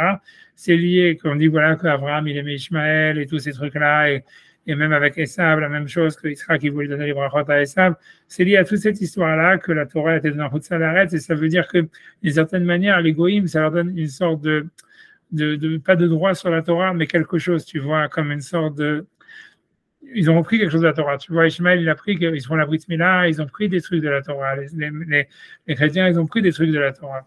Et parce que ça a été donné en Chutz, tu vois. Et ça fait que, après ça, le Ham Israël, il a des problèmes avec tout ça. Tu vois, tu vois, parce qu'il y a une purification à faire, tu vois. Et voilà, et c'est tout, tu vois. Et c'est pas shoot, tu vois, c'est pas shoot. C'est ce que je te dis, tu vois. Mais voilà. Mais tu vois, ça veut dire, moi, je pense pas, tu vois, je pense que quand tu regardes, même chez les goïms, dès que quelqu'un, tu vois, il a un rapport à la terre, il a un rapport à la mort. Si tu aimes ton pays, si tu veux, tu vois, si tu veux une terre, tu dois mourir pour ta terre. Et à partir du moment où tu arrêtes, tu vois, de penser que tu dois mourir pour ta terre, il n'y a plus de terre, tu vois. Ce qui s'est passé avec l'Europe, ce qui s'est passé avec tous les pays, c'est comme ça, tu vois. Il y a pas, tu vois, c'est où tu veux dire, OK, on est des Juifs de l'exil, Moi, j'ai rien contre, tu vois. Moi, je suis plus Moshe Rabbeinu que Yosef, tu vois. Ça veut dire que je comprends qu'on tourne en rond. Moi, ça me dérange pas de tourner en rond, ni rien, etc. Et tu vois, et tu vois, mais à ce moment-là, tu vois, donc tu dis, ok, on n'a pas de terre, on est en exil, on tourne en rond, tu vois, et même, tu vois, quand je dis que toute l'histoire tourne en rond, c'est comme je dis, tu vois, que Moshe, il est enterré en face de Baal Péor. Ça veut dire, tu vois, en fait, c'est que la Torah, elle fait toujours, tu vois, dès que les Juifs, ils ont reçu les assez Benishma, ils ont fait le voie d'or. Ça veut dire que quand tu regardes l'histoire de Moshe, c'est que, et c'est ça toute l'histoire de la Torah, que ça tourne en rond, c'est dès qu'il y a une force positive, tu crées une force négative qui va contre elle. Et à la fin, ça revient toujours à zéro. Mais tu vois, mais il n'y a que quand tu es en Israël que tu peux sortir de ça, tu vois. Et parce que tu vois, parce que tu construis un pays, parce que ça. Mais tu vois, derrière, tu peux pas, ça ne peut pas se faire, tu vois, sans sacrifice, tu vois. Tu vois, c'est ça, c'est ce que je pense, moi, tu vois, si tu me demandes cette histoire-là. Et on le voit avec la mort de Macher Ben Yosef, et le fait de prier pour pas que Macher Ben Yosef meure et tout. Voilà. Ah ouais, Tout parce ça, que c'est vraiment Yosef, c'est la Milat Yosef, ok. voilà. Mais bon, voilà, c'est ça ce que je veux dire, tu vois, on a un petit hidouche à la fin, tu vois. Je sais pas si je le dis dans le cours là-bas, dans ce truc-là, parce que je suis tellement fatigué que je te promets que je sais même pas ce que je dis, tu vois. Ouais. Mais c'est très compliqué, c'est comment il peut y avoir deux dimensions, c'est comment il y a deux dimensions. Une dimension voulue par Moshe. Est-ce qu'on peut continuer de vivre? Est-ce qu'il peut, ouais, ce que vous dites, c'est qu'on pourrait vivre dans ce tournage en rond? Non, on serait condamné. En fait, on serait condamné aux destructions, quoi. Aux destructions sans cesse, aux constructions et aux destructions. Et on tourne en rond, tu vois, c'est comme les Juifs dans le désert, tu vois, ça veut dire, mais voilà, mais c'est une autre histoire, tu vois, mais tu vois, il y a ça dans la Torah, tu vois, et en fait, tu vois, quand dans la Gemara en Sanhedrin, elle dit, voilà pourquoi le monde, il a été créé, et moi, elle dit, ouais, le monde, il a été créé pour la Torah, après, elle m'a dit, non, le monde, il a été créé pour le Mashiach, et après, la Gemara dit, le monde, il a été créé pour la prière, mais ça veut dire qu'en fait, chacun, en fait, en lui-même, même quand tu vas dans Bereshit, quand tu regardes dans la paracha de Bereshit, il y a marqué, tu vois, Bishvil Israël, je n'ai qu'à Reshit. Il y a des autres midrashim qui disent Bishvil Torah, je n'ai qu'à Reshit. Bishvil Israël, je n'ai qu'à Reshit. Tu vois, ça veut dire qu'en fait, que chaque truc en lui-même, il est suffisant pour justifier l'existence, tu vois. Mais le problème, tu vois, c'est qu'en fait, ils s'excluent l'un l'autre, tu vois. Il y a des problèmes d'interférence entre les trucs, tu vois. Ça veut dire il y a une interférence entre Moshe et entre Yosef. C'est ça ce que ça symbolise la faute du veau d'or. Tu vois que c'est le symbole de Yosef, que Shor, c'était, tu vois, quand on dit que quand il prenait le Midrash et tout ça, etc. Il y a une interférence. Et l'interférence, elle vient beaucoup à cause des Goïms, tu vois. Elle est représentée par, tu vois, par les Goïms, tu vois, par le fait, voilà, que les chrétiens, par exemple, ils ont pris de la Torah de Moshe, tu vois, et Moshe, et les chrétiens et les musulmans, ils se réclament de Moshe, si tu veux. Ils se réclament d'Abraham et tout ça, mais ils se réclament aussi de Moshe, tu vois, avant tout. Tu vois, ils disent, tu vois, Jésus, il dit, j'ai pas truc bidule, j'ai pas changé la Je suis venu l'accomplir. Voilà, tu vois, et même les musulmans, quand tu regardes dans le Coran, ils ramènent plein de fois des Ben Amram. Bien sûr, et même Moussa, il veut accomplir la parole de Moussa, il renvoie une partie une tribu de Médine pour accomplir la parole de Moussa et tout. Ouais, c'est pour ça que je te dis.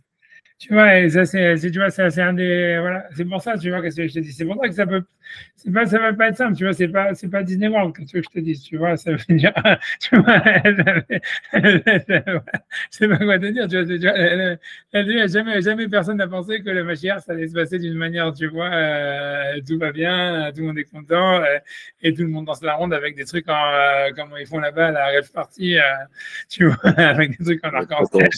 Tu vois, qu'est-ce que je dis? C'est comme ça, malheureusement, c'est ça l'histoire, tu vois. C'est pour ça que beaucoup de rabbinim, ils étaient contre, parce qu'ils disaient, pourquoi tu veux pousser ça, tu vois, ça veut dire, c'est comme dans la Gemara, dans Sanhedrin, où il y a un avis qui dit qu'ils viennent, mais pas quand je suis vivant, tu vois, c'est-à-dire quand il parle du Mashiach. Parce qu'il sait que c'est pas facile, c'est pas quelque chose qui va venir, tu vois, comme dans tous les textes, tu vois, que c'est marqué, que c'est pas quelque chose que ça va venir voilà, tu vois, tout le monde, tout va très bien.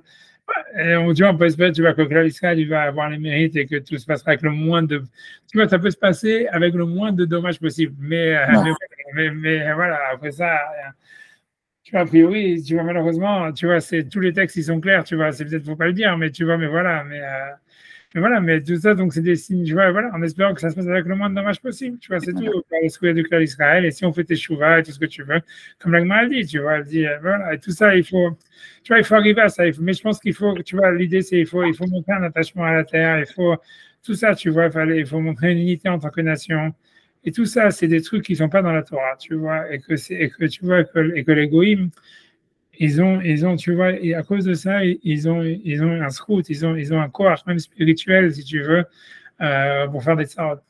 Et tu vois, mais tu vois, le clan Israël, tu vois, il doit déjà comprendre qu'est-ce que ça veut dire notre nation, tu vois, et se rattacher à ça, de qu'est-ce que ça veut dire, tu vois, aimer sa terre et vouloir être une nation sur sa terre. Et à part le message universel de la Torah, tu comprends, et retrouver un sens par rapport à ça, et c'est pas évident, c'est pas évident. Et voilà. Tu vois, à mon avis, tu vois, c'est une des choses sur lesquelles tu vois, il faut réfléchir. Tu vois, c'est ça ce que le peuple d'Israël. Tu vois, toute l'histoire de l'État d'Israël, tout ce qui est en train de se passer, c'est ça qui est en train d'arriver. Tu vois, ça veut dire, tu vois, voilà, le principal, tu vois bien, tout le principal, c'est, tu vois, c'est que les gens aient la Emouna, c'est sûr, c'est très, très important, tu vois, on va dire. Mais en fait, c'est sûr, l'enjeu, il va plus se baser, il va plus se jouer sur l'unité nationale, Ouais. que sur la Tchouva. la tchouva, la spiritualité. L'un est alloué avec l'autre, c'est sûr, tout ça, etc. Mais tu vois, c'est clair que c'est. Ouais, mais d'ailleurs, ça revient tout le temps. L'idée de Meller qui est voté nous, comme on a un Meller comme on a autour de nous, c'est toujours cette idée-là. Et qui paraît. Ouais. Qui a toujours gain de cause, qui est très. Et qui paraît effectivement contraire à la Torah toujours, contraire à la parole de Shmuel du Navi, et pourtant qui est toujours ce que HM fait prévaloir. Ouais, non, ouais, parce qu'il faut, tu vois, tu vois, en fait, tout ça, c'est lié, si tu veux comprendre dans la Kabbale, l'histoire du féminin et du masculin, tu vois. C'est-à-dire que, parce que tu comprends, le masculin, tu vois, c'est lié, tu vois, ça veut dire le féminin, c'est le truc qui tourne toujours en rond, c'est l'idée du cycle, tu vois, du cycle de l'anida, du machin comme ça, tu vois, d'une idée cyclique du temps, alors que tu vois que le masculin, c'est quelque chose, tu vois, en fait, c'est que tu te réalises dans quelque chose qui est à l'extérieur de toi, tu vois, et qui en même temps te tue toi-même avec une idée de résurrection et tout ça, etc., tu comprends. Tu vois, c'est ça le yesod. Tu vois, voilà, mais, voilà, mais voilà, Ouais, je sais pas s'il y a des cadres pour étudier ce sujet-là de manière sur les textes et tout, mais ça m'intéresse beaucoup. Je sais pas comment. Okay. ok, bon, en tout cas, je t'ai envoyé les cours là sur un effet Shahai. Allez, je vais déjà creuser ça. Si tu veux, voilà, c'est tout ça, tu peux écouter dans le bus quand si tu t'ennuies, tu vois. Allez, nous, allez, je te laisse. Allez, faites attention à vous. Allez, nous aussi, et voilà, Shabbat Shalom, et voilà, que des bonnes nouvelles. Des bonnes nouvelles. Bye bye. Bye.